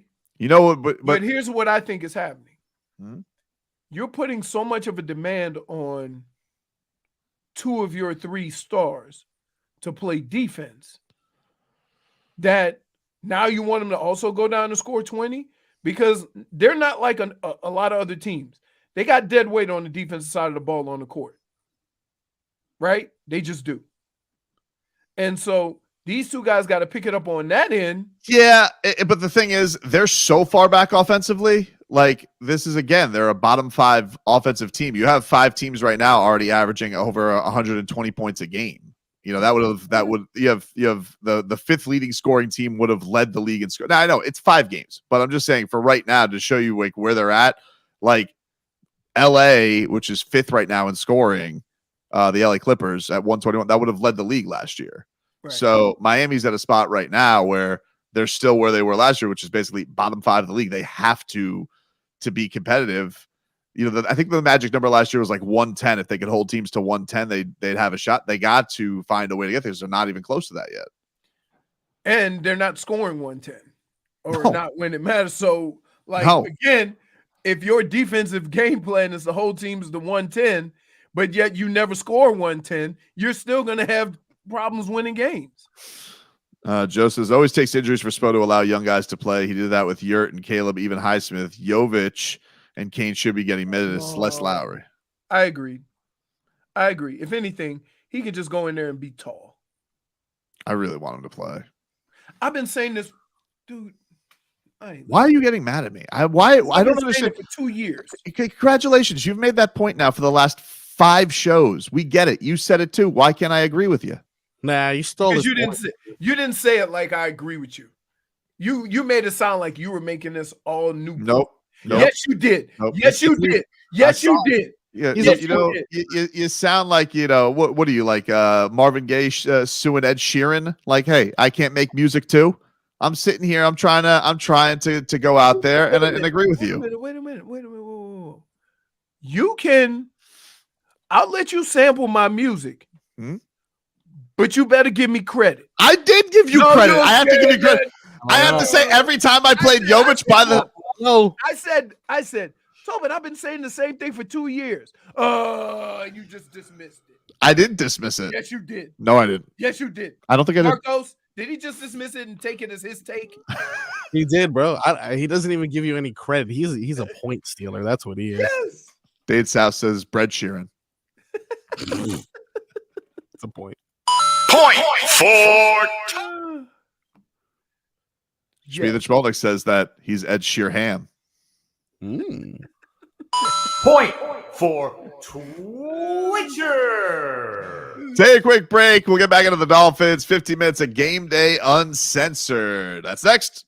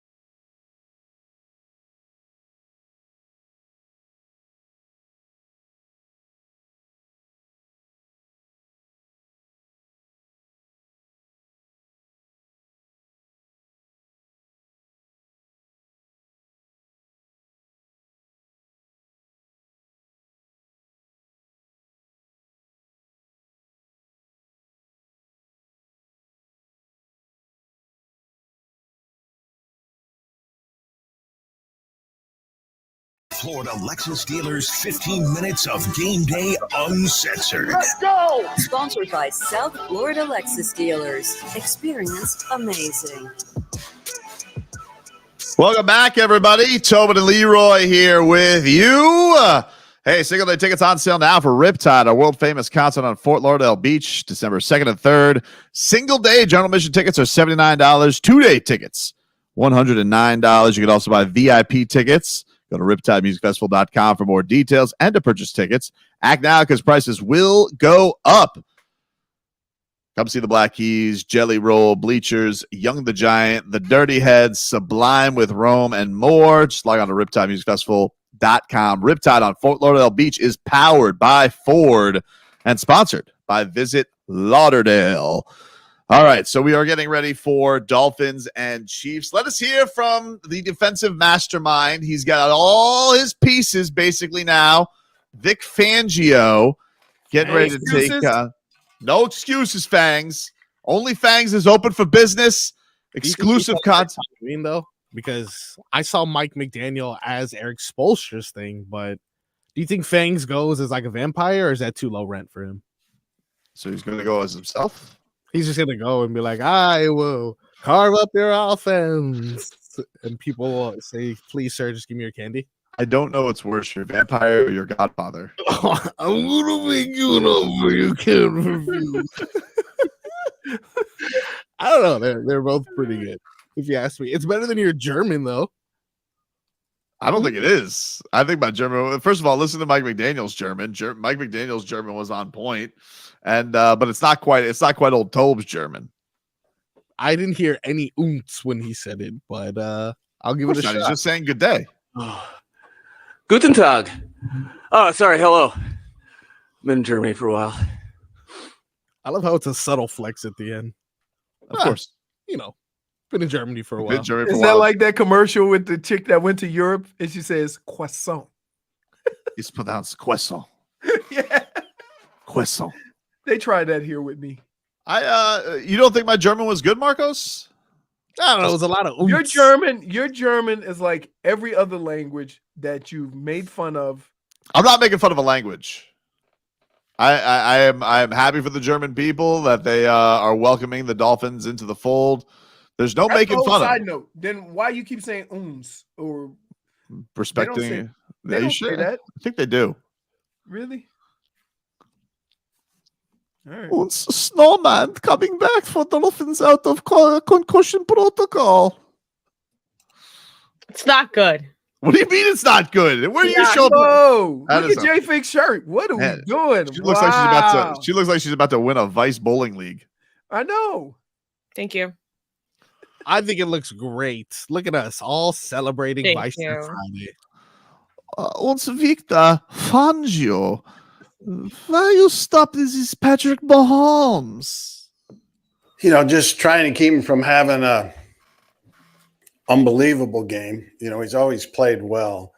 You know, and try and hopefully limit the improvised plays, you know, where he starts scrambling around, making great throws on the run, guys getting open, him pulling the ball down and running it himself for critical first downs. You know, he's really tough. You know, you got to defend the play they call in the huddle, which is hard enough, and then you have to defend the play that he creates after the first one breaks down a little bit. The thing that's annoying about Patrick Mahomes is it looks like his legs aren't attached to his torso. Like he's always like being able to like look up field and just like he can always uncork that stupid sidewinding throw. Like he doesn't run like he has the intention to run. It's just kind of like his feet are moving, almost like the Flintstones, you know? Remember when Fred Flintstone would start off the car, Leroy? That's how he looks like when he runs. Why are you looking at me like that, dude? Because your analogies for the last 2 days have been god awful. I don't. What do you mean? You just called Patrick Mahomes Fred Flintstone. But you know what I'm talking about? Like the way he doesn't run like Lamar runs. He doesn't run like Josh Allen.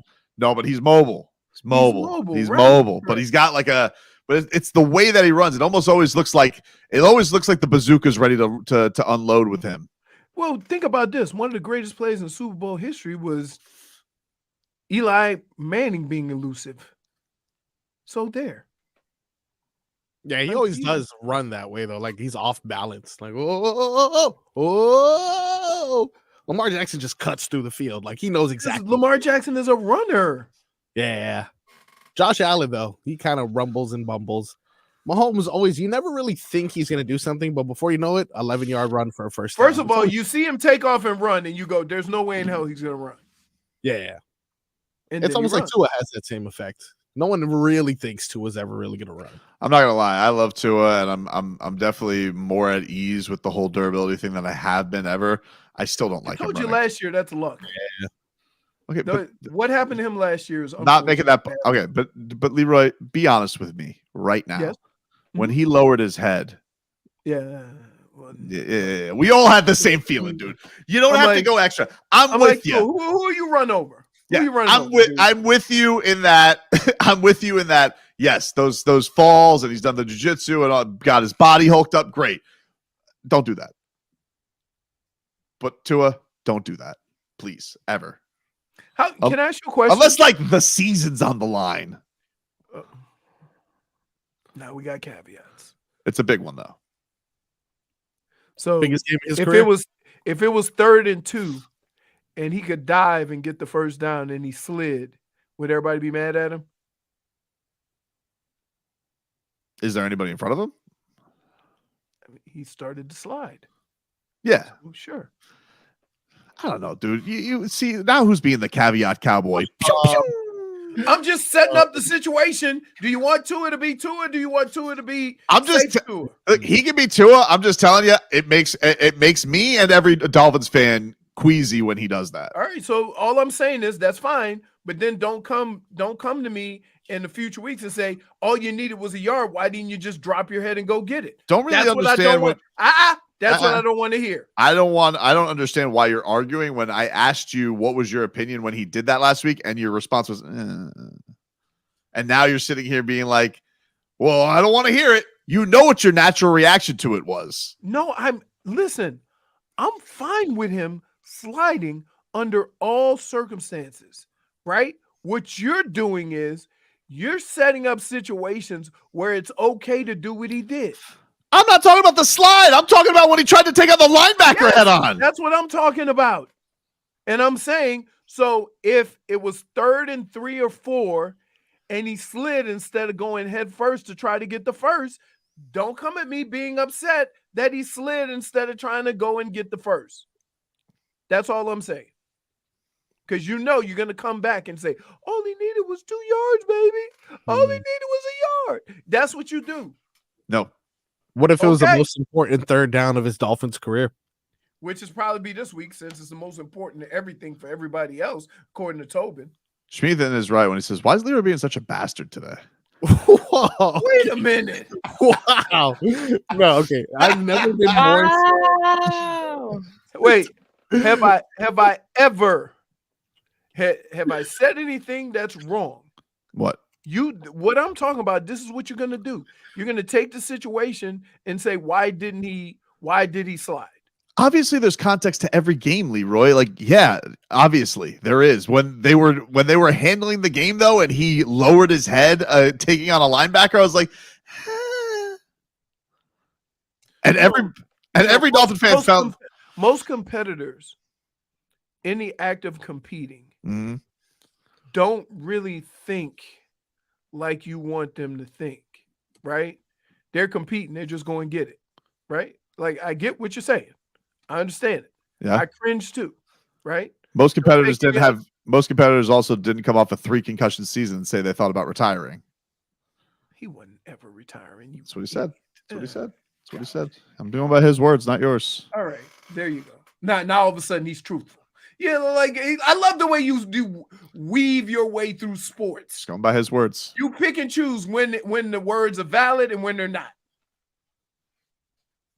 Like, oh wait, Tyreek Hill said it's no big deal. Tyreek Hill is a whopper teller. So Tua is honest. I know. I think Tua is too honest. No. Wait, why can't we take his word for it? He's Tyreek Hill. He should have his own Burger King commercial because that dude does nothing but tell whoppers. Remember when he said he game plans on Madden? Pretty good. He's a whopper teller. Pretty good. At Reek K, have it your way. He's fast. Point for Tobin. Let's hear from the Snowman, Javon Holland, on taking on this Chiefs defense. They just make it happen. They really do. Kelce, Pat Mahomes, Sky Moore, Miko. They got Scanlon. They got a whole bunch of weapons. Pacheco. Like, they got weapons left and right. So they just get the ball to their primary guys when they need to, and they make it happen. I mean, that's basically the bottom line. And then, of course, Pat Mahomes is special. Like, scramble, extend plays, use his feet, use his mind, like eyes downfield. So it definitely adds a unique dynamic to their offense. And we're not even talking about the pre-snap stuff that they do, like the ring around the rosy, things like that. So it's exciting, game planning for them, because it's something that you kind of don't see a lot. It's a unique challenge, and so we're definitely real focused on them. That is going to be an interesting thing. Hold on. He is a liar. Huh? Because his offense does ring around the rosy on every play. That's not fair, dude. It's not ring around the rosy. We got our own stuff. Oh no, when ring around the rosy is, right? Yeah, when they all goes across the line of scrimmage and he loops around back. No, goes out the other side. Did they literally do one that was like they gathered around last year in a ring around the rosy? Yeah. I mean, the Dolphins do, Tua does love doing that little behind the back flip. They do it all the time. Daddy loves you guys. Talk about it, something we're not used to. You've been seeing it for 2 years. So good. Oh, you think that Andy Reid's going to try and out guru Mike McDaniel this week? He's got a little something up his sleeve. Here's why. Andy Reid is here. When you get there, you do what you do. It's up to everybody else to catch up. I don't know. That's it. That's Andy Reid don't have to, he's going to tweak his offense. He's going to do some game planning and stuff like that. But Andy Reid and the Kansas City Chiefs do not have to change who they are. They don't. They've won 2 Super Bowls. Right? It's for the people that are going to get them to beat them. This is Tyreek Hill. This was him on stopping Travis Kelce and the importance of that. Just find open space, always. And what I've been telling the guys to do is just find Kelce. Just find Kelce. Because if you allow Kelce to get open, man, he's like the energy of that team. Although Pat is all world, but if he finds Kelce and Kelce just catches a 2-yard pass, he just somehow finds energy in that and gets that team going. So they do a great job of it, and they do a great job of coaching it also. Whenever I was there, man. So they got a whole PowerPoint on it and everything. It's crazy. It's ridiculous. It's like when Pat goes this way, you guys need to be doing this, that. But obviously, you can't run lines. So just find Kelce. That's it. It's a good strategy. Stop Travis Kelce. But the thing is, the funny thing about it is, you can find Kelce. If you try to find Tyreek, he gonna run by you. I like the fact that Tyreek Hill, if Fangs brings in Tyreek Hill to talk to the defense, he goes, "All right, guys, we got some real insight today on the Chiefs' offense. Tyreek Hill is here. All right, go ahead, Tyreek. Tell him what you told me." Yeah, thanks for having me here, Fangs. Hey guys, thank you. I'm gonna make this brief. Stop Travis Kelce. All right, I'll see you guys later. Jesus Christ. Take a break. Back after this.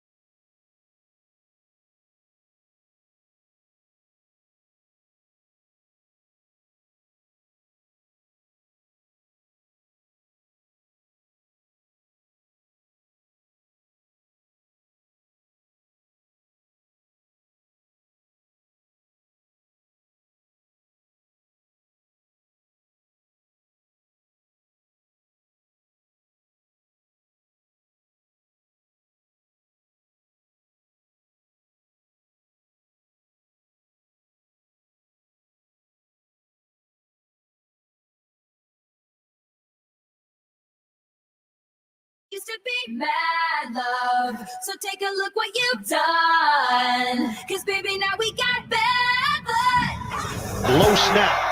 Mahomes moving pocket. Mahomes floats it up. Caught! Touchdown, Travis Kelce. Kelce finds a blank space for the score.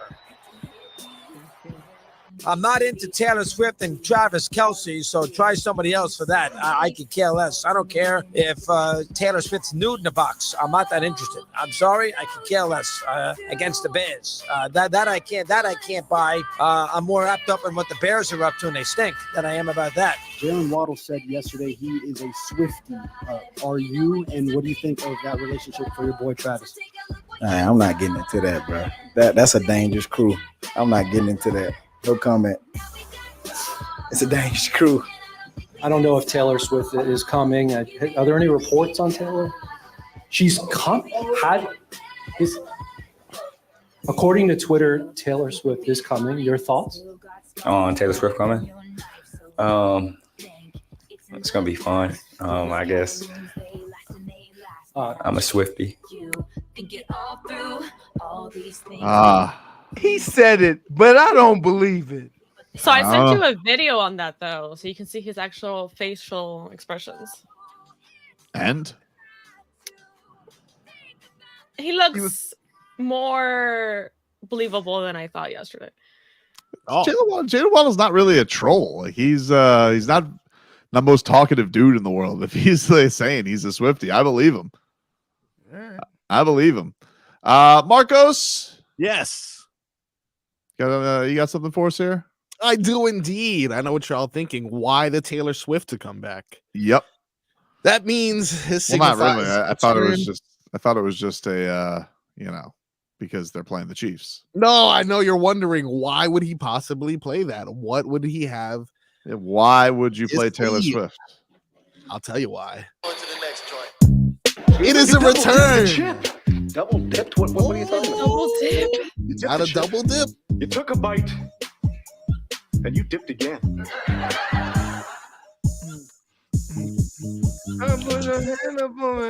All right. We do. That's right. The return of the top 5 double dip for one reason only. I've been doing some thinking. All right. Oh boy. This was the number 1 topic in all of football for many weeks. And I'm kind of over it. I think a lot of NFL fans are over it. I think even Taylor Swift's over it. She didn't even do it on purpose. That's why I came to this top 5 double dip list. Is she over? Didn't she spend like $4 million on a boot on a suite at that Arrowhead? I don't think she is over it. Oh, did she spend that much? They charged what? her? Yeah, she spent a lot of money for like a fancy ass suite the rest of the season. Wow. All right, well, maybe she's not over it, and maybe this is just she's a billionaire, right? I mean, I'm not saying that she can't afford it. She obviously can afford it. I was just wondering. Wait. Hold on. What? Here's what I'm not gonna hold against Taylor Swift. If she splurges and spends a whole bunch of money on some ridiculous stuff, she's earned that right?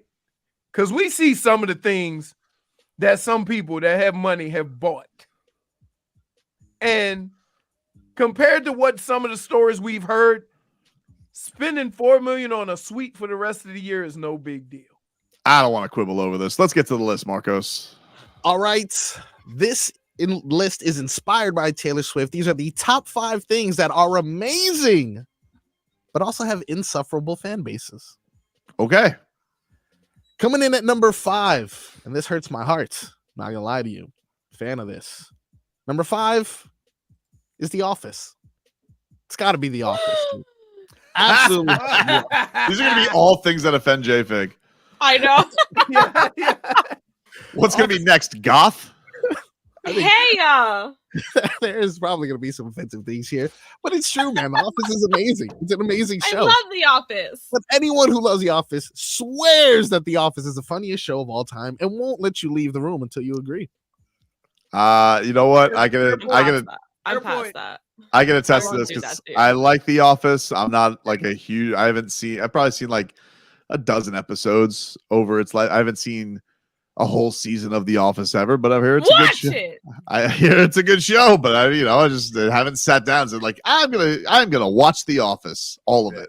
It's a blasphemy. What you're I saying? actually apparently. told Len to watch it. Look at that. So I haven't seen him for a couple days. He's binging. I mean, it's obviously got like probably one of the greatest casts of all time. Everybody who's on that show basically went off to something great. I mean, Carell was already a star before he got on there, but Yeah, but you can say all those things and still they won't be satisfied. right, they won't be satisfied. I can't just move on with my day. Yep. All right. That's a valid one. That's a good one. That's a good All right, one. what's number 4? Marcos. Coming in at number 4. I know this one's gonna hurt a couple hearts as well, dude. But I gotta be honest. Disney, dude. Disney is annoying. Anyone who is a millennial that swears that these movies still are associated with their lifestyle will shove it down your throat. And then on top of that, the people who go to the parks, there's certain secrets about the parks. Oh, did you know that there's a little hidden passageway? And if you're wearing a pin on a Tuesday while it's raining, then you get an extra whatever. I've had enough of the Disney people, dude. Very cool. I'll talk to me in 3 years when you're taking baby Tadpole to Disney. For real. This is also not relatable to me, by the way. Don't do this to me. Universal. That's where I'm trying to go. Cheaper. Number 3. This one probably doesn't relate to this group, but I know if anyone mentions it, it's like the cool thing. The running back, I believe he plays now in the Saints. Jamal Williams, I believe, big fan of this. Number 3 on my list. Amazing things with annoying fan bases.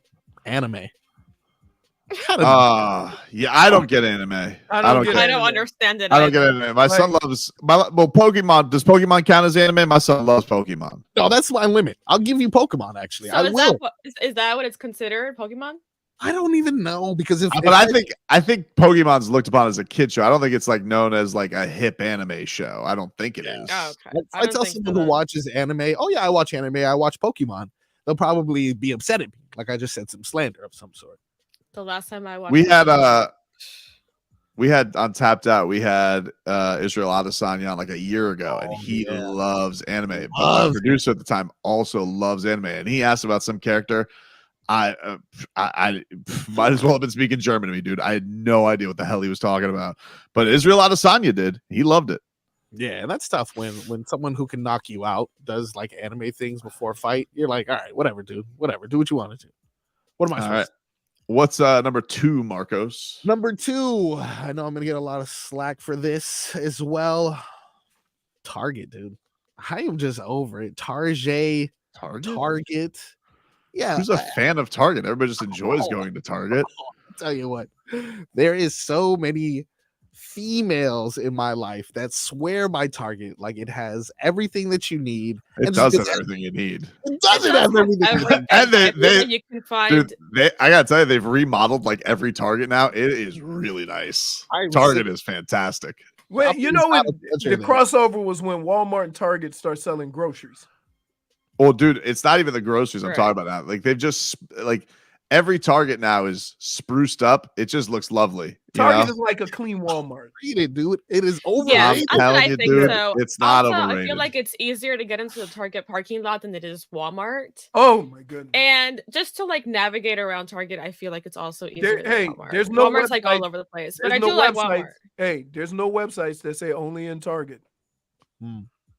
Walmart is a whole animal within itself, but Target just gets Walmart's for people watching.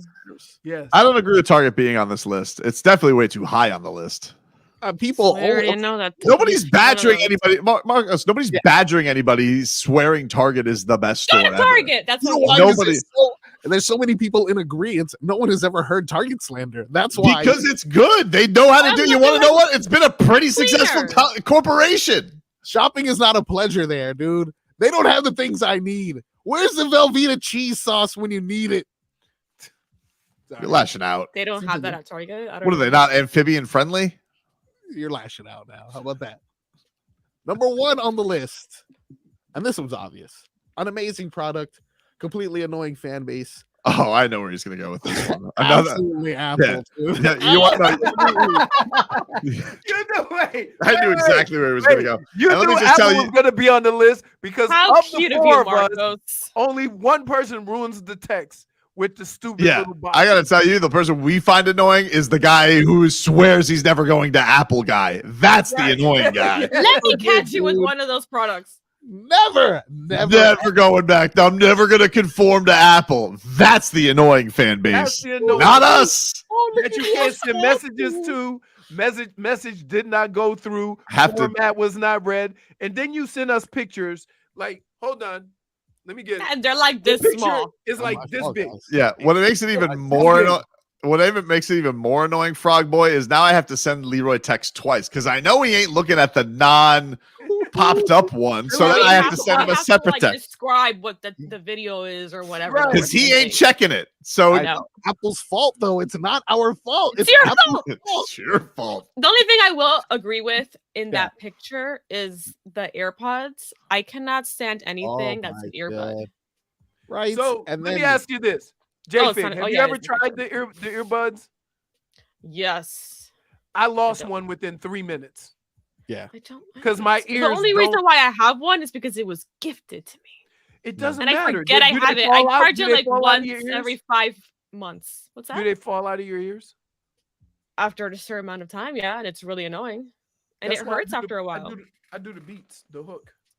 I don't like beats. Yeah, you guys lose AirPods in 3 seconds. I lose friends as soon as they see a green bubble. It's completely You're lucky you have a fiance because a bunch of girls would also not be okay with that. Isn't that crazy? I'm no longer a cat. It's not crazy. It's not crazy. It's not crazy. And it ain't easy being green. They say you can't trust them. You damn Kermit phone. Well, that's your top 5 double dip. Terrible double dip today. Aaron. Sorry. I'm glad a Swiftie wasn't in the list. Nah, too easy. Low hanging fruit. Beyonce fans, though, you were close. Back after this. WQAM broadcasting live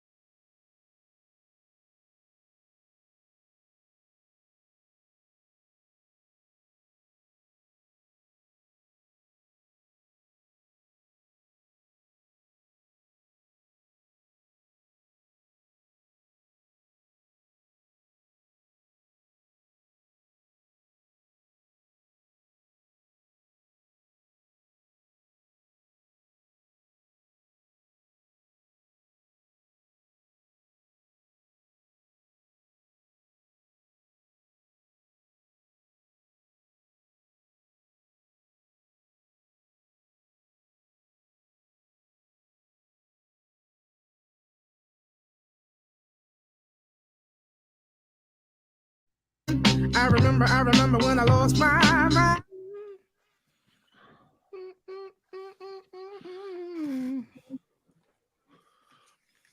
All right, welcome back, everybody. Tobin and Leroy take you up until 2 here on the show. Final hour. Missed any of today's show? Get the Tobin and Leroy podcast available for you on all podcast platforms and streaming live on YouTube and Twitch.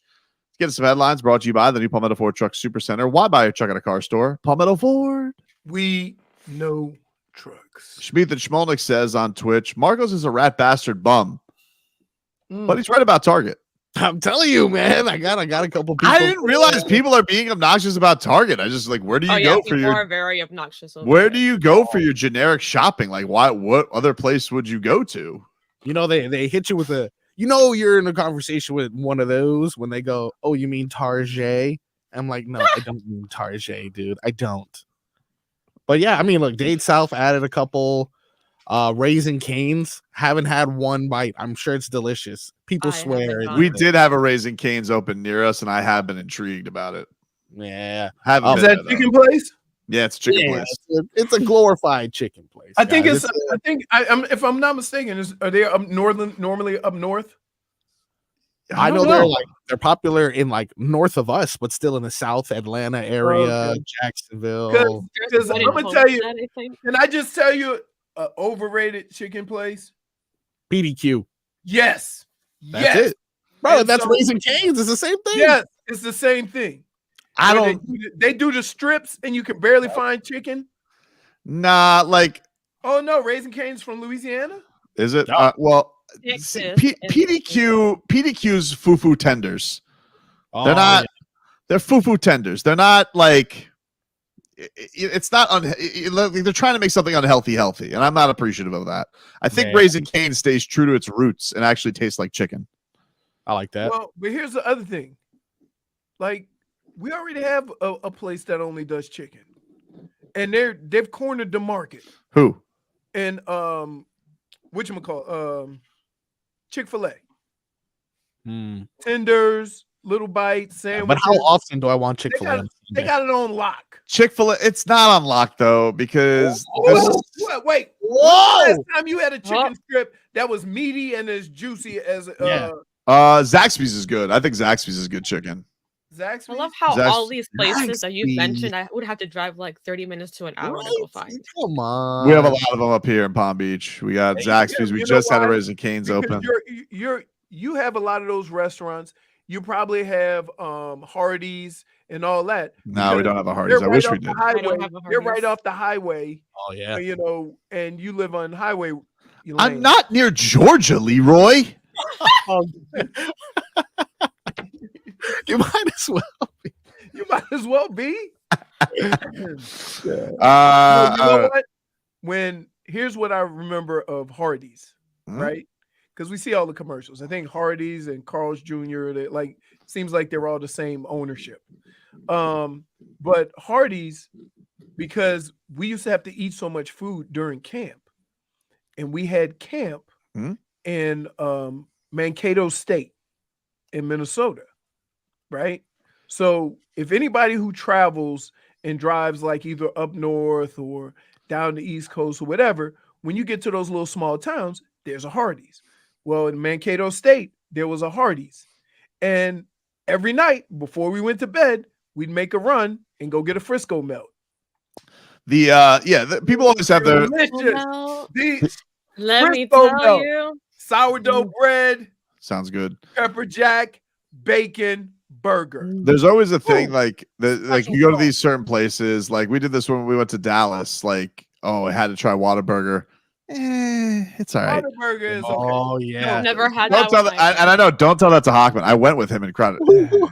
What you What gotta about the try, one- what you gotta what's the try in one- Texas, right, is barbecue and Papados. We went to Papados. Papados was amazing. Yes.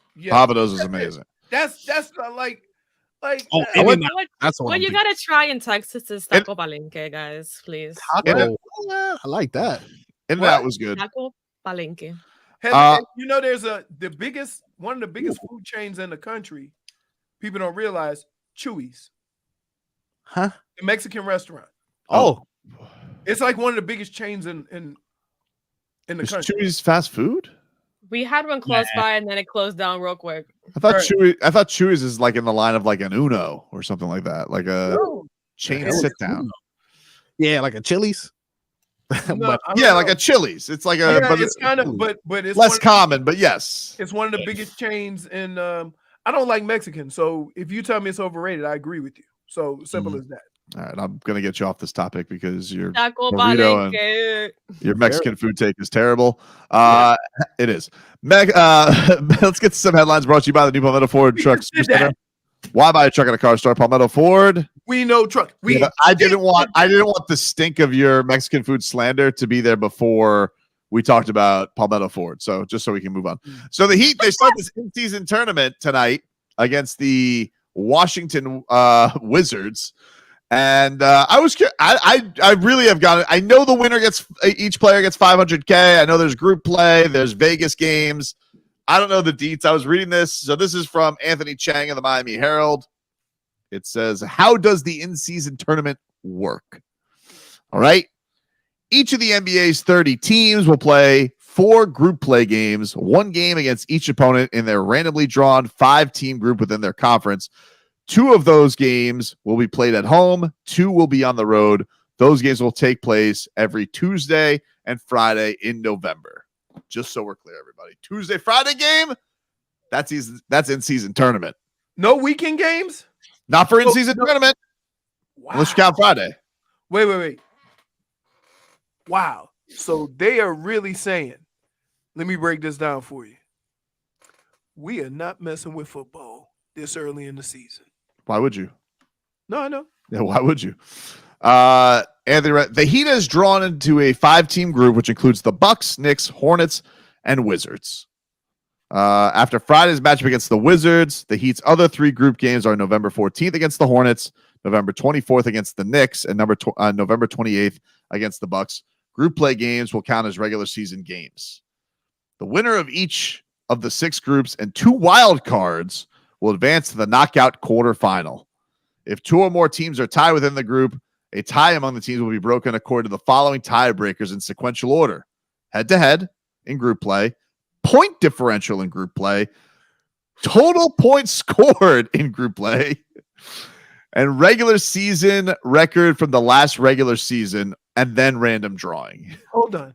Can I just say this? What the hell is going on? Once you get past the first one head-to-head, yeah, the Heat don't have a damn chance. Right? Well, no, they don't. So they better win. If 2 or more teams are tied in the wild card in a conference, the tie among the teams will be broken by the following tiebreaker protocol. By the same tiebreaker protocol, with the exception of head-to-head, ties within the groups will be broken before the calculation of wild card. The knockout rounds will consist of single elimination games of 8 teams that advance from group play, starting with the quarterfinals on December 4th and 5th, played in the NBA markets. The 4 teams that win the quarterfinals advance to the neutral site semifinal games December 7th, and then the 2 teams will play in the championship game on December 9th. The semifinals and the championship will be played at T-Mobile in Las Vegas. It sounds like, not for nothing, it sounds like an opportunity to rest all your veterans. No, man, this is going to change things. I don't know what to tell you. And there, what's at stake? The new NBA Cup and bonus money for the quarterfinalists, semifinalists, runner-up, and champion. The prize money goes $500,000 each for the team that for the championship team. The team that loses, they get $200,000 each. If you lose in the semifinals, $100,000 each. If you lose in the quarterfinals, $50,000 each. There you go. Now you know, everybody, how the in-season tournament works. We'll see if you care. I still don't know. I just know now for sure you made it easier with the Tuesdays and Thursdays in-season tournament. Tuesday, Friday. Damn it! All right, Tuesdays and Fridays. I tell you what, if you're a Heat fan, and after hearing what Erik Spoelstra and some of these guys were talking about, it sounds like they got a month of Hunger Games. Right? Now, I tell you what I'm gonna be pissed off about. Hmm? Mark the tape. Here's what's gonna happen. Jimmy's gonna rest. A lot of the young guys are gonna play. Jovic is gonna get off like it's tournament time. Mhm. And then we're gonna get back to playing regular games, and Jovic is gonna be sitting next to Spo. I mean, look, the first 4 are regular season games. They can't rest in the group play. It's only if they get to the tournament that it's different. For the time being, though, they better win some damn games because they're The 1 guys and 4. banged up. I don't want to hear about no damn Hunger Games practices. And let me tell you something right now. Wizards are in town tonight. You're 1 and 4. They were playing Harlem Globetrotters in a game they were losing by 20. Oh yeah, yeah. Let's not wait. Do we have that picture? Wait, because like you when you watch, do you have that? No, I don't. Okay. No, I can't show that. So here's what happens. I don't know who it was. It was Kuzma and Poole. They got a steal. Poole bounces it off the backboard. Roundhouse dunk By Kuzma. And then you realize they're down 20. Yep. Oh. So what I'd like to tell the Miami Heat tonight is don't lose. They're 1 and 4. How you know? Wait, how you know that the Wizards aren't saying the same crap? I don't care what they're saying. What I'm telling them right now is don't go out there and lose to the Washington mother bleeping Wizards. I don't care. In season, regular season, preseason, postseason. Do not lose to a Wizards team that is doing tricks down 20 the game beforehand. Understand, Heat and Spo. Play Nikola Jovic. That's it. You got a lot of orders for this Heat team that's 1 and Oh, 4. that's not too much to ask. Just play the young guy and don't lose to these stupid Washington Wizards. I mean, you do realize the Heat are in last place in the East. Yep. I'm aware. No, we And are in no position for anybody as of right now to be saying don't lose to them. I just did. I know. You know what? You have a knock on your door. Go answer it. You want to know who it is? Reality. What are you going to think if they lose to the Wizards? I'm gonna think now they're 1 and 5. Very in depth. Like I don't have any questions whether they'll turn it around. I just don't know. Like, okay, like you need to score 15 more points a game. Mm-hmm. Where is it coming from? I don't know. Figure it out, dude. That's what Erik Spoelstra is supposed to do. All right. Well, before or after the Hunger Games? The Hunger Games were yesterday. If it was a Hunger Games practice, I don't know if it was just a work through practice or a Hunger Games practice, but they practiced yesterday. I would like my guys to compete more against the other team, not against each other. Take a quick break. Back after this. WQAM.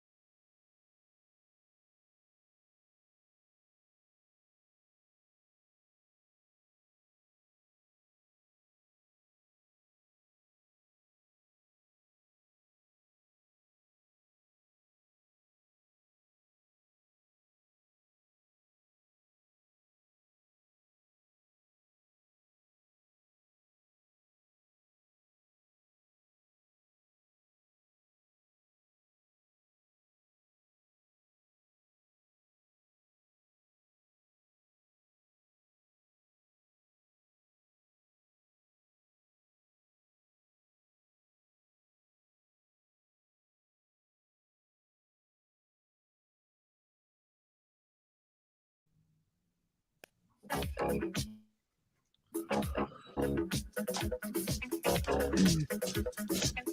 right. Welcome back, everybody. I just learned a new phrase. Do tell. So we were having a conversation about a show that was on TV. Who's And we? Me and my daughter and Fonz. Gotcha. Having a conversation. And I'm like, you know, they're always so tiny. You don't really see, you know, they're doing like twerking, but they don't have the tools to twerk. And my daughter goes, I've seen some that are very body positive. You talking like, is this like a little people show or something? No. It's like the dancers. She's watching like a Korean dance show or something like that. I don't know. It's just some show. Okay. And I'm like, that's not the kind of dancing that, you know, little tiny girls will do. You know, usually you see, you know, down on South Beach with Astron and they dance like that. She goes, no, I've seen some, you know, body positive. I'm like, what does that mean? That's, you know, I guess that's a nice way of politically correct way of saying. Go ahead. Thick. That's not what you want to say. No, hey. No, what do you mean? You know what you want to say. No, stop. Can't help yourself. Huh? Wow, Leroy.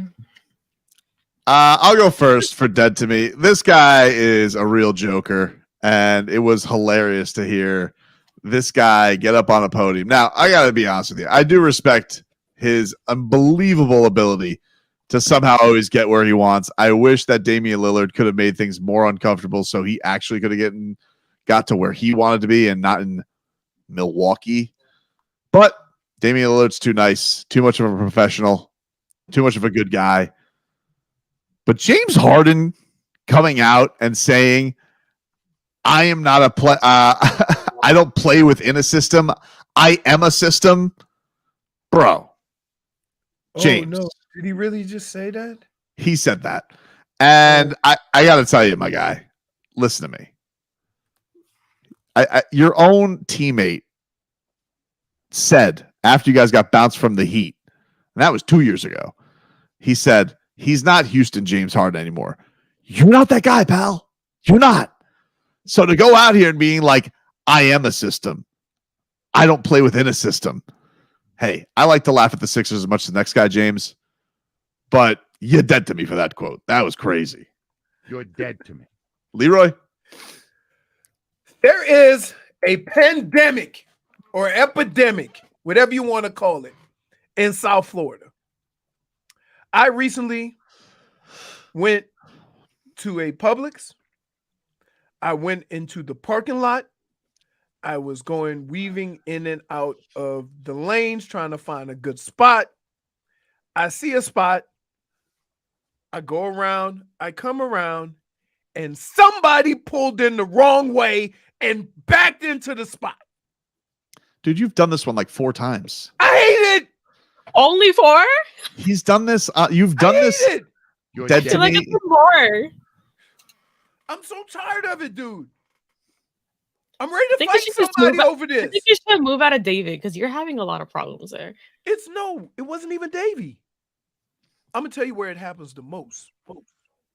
South of 595, if you know what I mean. They have blatant disregard for the directions of traffic. Blatant. If you must know, I was on Miami Gardens. Were you attending a You game? don't say. I was going to a Publix. You went to the Publix, where? The one next to the old Is studio? that far? You? What the hell No, are on you the way doing today? home, there's cheap gas right there when I hit 75. right? Okay. I get right off on Miami Gardens. Boom. Publix, gas station. Gas is really cheap. So I fill up when I go through that area. J Fig, who's dead to you? Marcos and his terrible double dip. Whoa! Jesus. I'm kidding. Good Actually, I'm not kidding. But you actually forgot to mention people that love House of Dragon and what's that show? Oh, House of the Dragon is Game of coming Thrones. back, baby. Yeah, Leroy, When is it summer. coming back? Summer. Fans. Summer. Those are also fans. Hey, Oh, what? Gogi. Wait. J-Fig, Yeah. you don't Those understand. are also fans that are kind Wait, of annoying. you don't Oh, understand they're the good. transformation that I made from. First of all, you don't remember. I refused to watch TV that didn't have electricity. Right? So then, COVID hit and we were stuck at home. So I just got started. This is you trying to convince me to watch it. No. Just like that entire fan base. I don't understand how you do. Wait a minute. How would you? You get on me for trying to convince me to watch Watch The Game of Office, Thrones. man. And wait a minute, you just sent me 3 Taylor Swift songs. Jiffy, you've really You're never watched. welcome. You've never watched. You've never watched Game of Thrones? Never. You would love it.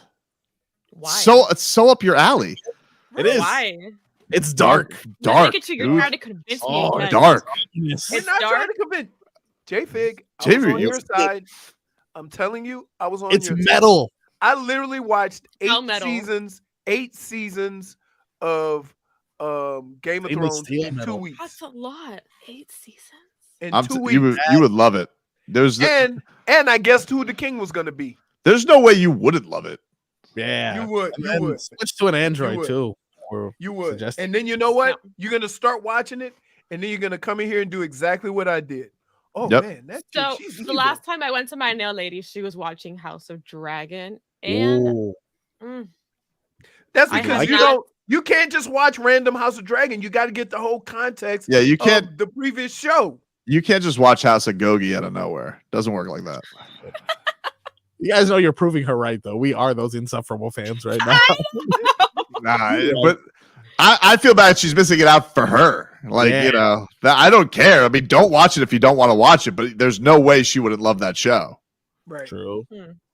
I was So I it's- was, I it's was on your dark. side. J-Fig, I was on Dark your through side. thirds, you said? No, I was on no your birds. side. I came in metal. every day with updates. As an artsman, I can tell you you'd love Game of Thrones. Wow. Mm. Come on, you Maybe. suggested I watch that movie, and I watched that movie. Good movie. Pretty funny. Okay, but really, did I have to do that much convincing? Yeah.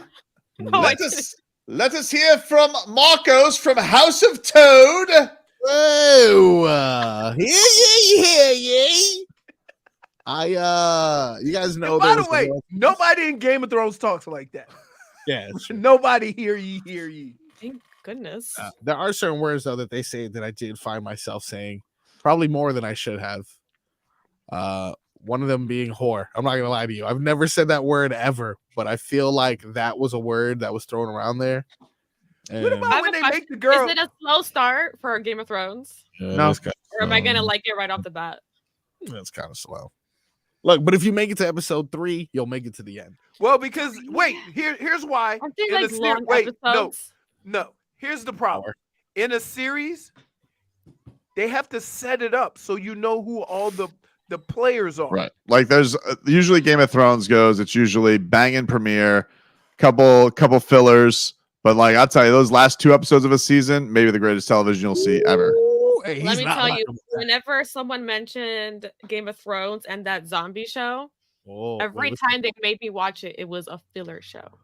Walking Dead is not even in the zip code country of Game of Thrones. Walking Dead sucks. Hey, whoa, this is getting crazy. Sucks, dude. You know? You get it after 2 seasons, same thing. There's so many twists in Game of Thrones. It's not even close. It's Yes. not even close. Yes. Not even close. And one of the redhead chicken, isn't she's in Game of Thrones? Isn't she married to one of the Joe the- what you Bros. call it, Brothers, they're actually Yeah. going through a divorce. right now? Yeah, So- they got divorced. Bad divorce too. It's very publicly nasty. Yeah. Really? Yep. They also don't tip at the improv. I'm just saying. What? Really? That's why they're in a divorce right now. Come on. Clearly. All right. So besides Sophie Turner and Joe Jonas, who's dead to you, Frog Boy? World Series going on recently. Not sure if you guys were aware. I think baseball is A doing lot of something. people weren't. Yeah, someone got a trophy or something like that. But this actually dates back to the 21 World Series, what I'm about to talk about now, which I know, why is that relevant? Why would we bring up a World Series between the Braves and the Astros? Because Jim Harbaugh had somebody there cheating for him? Because Jim Harbaugh is stealing signs. Jorge Soler was a part of that. If you guys remember. World Series MVP? World Series MVP indeed, but he is actually currently a Miami Marlin and currently being sued for something that he did during that World Series. Sometimes in between innings, the outfielders and whatever position you're playing plays catch with the audience, right? Yep. Throws a ball back and forth. Apparently, when he threw a ball back and forth, getting ready to resume play, that baseball allegedly hit a fan's eye. Ooh. Which now that fan 2 years later is looking for upwards of $2 million and her husband has reported loss of companionship, love, affection, and intimacy as a result of the incident. Again, that happened 2 years ago. Who do you sue there? By the way, Jorge Soler did just decline his option, so I don't think he's going to be a Marlin this year. But who do you sue that? You sue Soler, or is he suing the Braves? They're suing the Braves, interestingly enough. They are suing the Braves. Sue the hell out of the Braves. You know what? Give this guy all the money. He deserves it. Probably wasn't paying attention. Sue the Braves. So question. Why if that could happen, he was probably the one right over there going, ooh, right? Yeah, apparently must have been an arid throw, and Myra Morris, the person's wife, ended up getting an excruciating injury to her right eye as a result of the exchange. Oh, she definitely probably wasn't asking for a baseball. Oh, yes, definitely was not. But she should probably sue the Braves and her husband. I'm not gonna lie. It says she got checked out by medical personnel. It was diagnosed with multiple fractures and an infraorbital.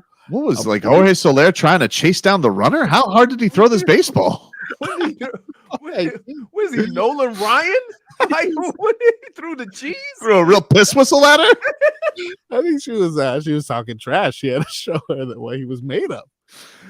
Right. Oh man! All right. So who is dead to you here? Just the sewers? No, the Braves. I hope they get sued. You're dead to me. Sue the Braves. Take a break.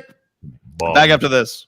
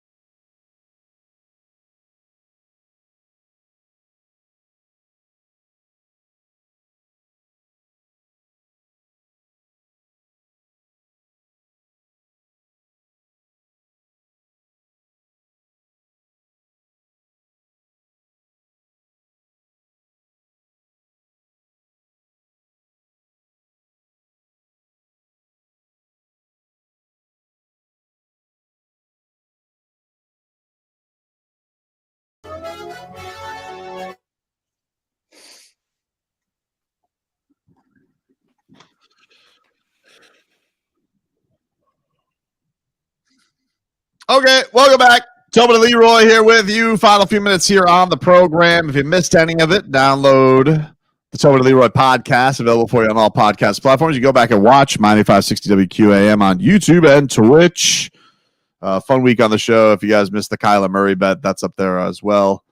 So you guys could go see my shame, if you please. There was a whole segment of me like that. Really a whole show of me like that, but 3 hours of that, actually. 3.5 hours. Can't believe you guys didn't let me negotiate out of that. That was really, really, really mean of you guys. Yeah, I didn't like that. It kind of sets the standards. Now no one can negotiate because of this moment. No negotiations. I don't want to hear it.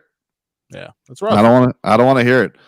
But you know what? It's a great week to welcome Kyler Murray back to his NFL season. Should he play this week? They did say Deshaun Watson is playing, by the way. They've made that official. So you got that to look forward to, Leroy. If him and his noodle arm. You just don't know, to be honest with you. That's the facts. You don't know, man. Like, you don't know. Throwing the ball in practice is not like throwing it in a game. And you don't know what kind of reaction his arm's going to have. I mean, you did see the last time he played, right? His first pass was a I saw the choppy one. I was at LaGuardia watching that, where they broke in after I was tortured with Giants Commanders. I'll tell you what, I know it's early on, but because he's already behind, he will never live up to that contract. He will never, ever. If he wins, he has to win like 2 in a row at this point. No, I feel like for that, it's already looking really bad. Like, there's nothing you can between. A lot of it is not even his own doing. You can't do anything about injury. That being said, like, I get why, if you're a fan, you would be frustrated. Yeah, because you don't care about his injury, right? Definitely. And again, the coach didn't do him any favors by coming out after he was hurt and saying he's medically cleared. And now they're talking about he has some type of tear in his rotator cuff. By the way, I didn't mention this and you dead to me, and I should have, but I decided I'll give them one more night. But make no mistake, Bally, I swear to Christ, if your mother bleeping app does not work today, what is coming your way on Monday is going to be bad. Okay. Yikes. Epic. And I'm going to, it's going to be epic. Okay. So I'm telling you right now, for your own sake, Bally, all right, you already hoodwink us into paying 2 subscriptions for our own damn teams down here. It's a complete racket. Okay. This isn't like, when people, what do you mean? Why? You can't just get. You can't. It's not one pack. You got to buy a Heat package and a Panthers package. Look at that. It's a racket. But I pay that racket because I want to watch my teams. However, I have not been able to do that all week. I have not been able to watch my damn teams. Okay. And you're letting us all down. You're being greedy and you're tricking everybody. You're pulling some Elon Musk nonsense where you're like, nobody can. We're charging for as many tweets as you can view. And meanwhile, your server bill wasn't even paid. I don't know what happened, Bally. I don't know what happened. But when people complain to us about the Odyssey app, I'm like, kick rocks. It's free. I'm a paying ass customer. Okay. Kick rocks. I'm a paying customer. And what you have done for me this week, Bally, is you have stolen from me. Wait a minute. Wow. You can't tell. Why are you telling people to kick rocks when they say your app sucks? It's free. It doesn't suck, first of all. But if there's ever a tech issue with it, I'm like, deal with it. It's free. Okay. But the Bally app is not free. It's the least free app I own. And so what I would like for it is you want to get what you pay for. I would like to get what I pay for, which is say that everybody says I'm being a Karen. Because I don't think you would have given him the week. I've given him the week, and that's it. That's if I do not tune in tonight to watch a terrible Heat Wizards game, if I can't get all of it uninterrupted to see a red in-season tournament court, if I can't see it, you don't want to know what's going to happen on Monday. But here's the deal. Here's why. Okay, because guess what? have any of these app companies, any of these services, has anybody accidentally forgotten to charge you for that month? Never. Never. Never. So why can't I expect the same type of Why, service? yeah, why doesn't that ever glitch up? Oh, you guys can, oh, wow, you guys charged me that month. Well, I shouldn't miss a damn game ever. Exactly. Ever. So you agree with me? So if I have to go on a pirate feed tonight, Bally, what's coming for you on Monday? Are you not going to be at home? Huh? Are you not going to be at home? What do you mean am I not going to be at home? Watch it on TV. All right, dude. That's how I watch it. I don't have cable. Oh, wow. Yeah. Cheap bastard. Not a cheap bastard. Why? Why All would of these streaming services all end up amounting to the same amount that you would pay for cable. Yeah, and then on top of it, I had cable for no reason. The only thing that I was having cable for was to watch games. So I got this app, and I haven't had a problem up until this week. It's been fantastic. And now all of a sudden, they're like, "Oh, we don't know how to fix it." Fix it, dude. Wow. Fix it. I feel for you, Bally. It's funny because if any of it was surrounded payment, they'd fix it in a day. I also love that he calls me a cheap bastard. I love that he calls me a cheap bastard, but he'll hit me up for that Browns link. Wow. How the tables have turned. Hey, you don't have to worry about that happening again. I saved it. I saved it. We'll talk to you guys on Monday. Have a great weekend. You ever go to like a dinner party and you're like, you're making fun of Ralph because like Ralph's, wife cheats on him and we're all just like, Ralph never saw it coming. Wow.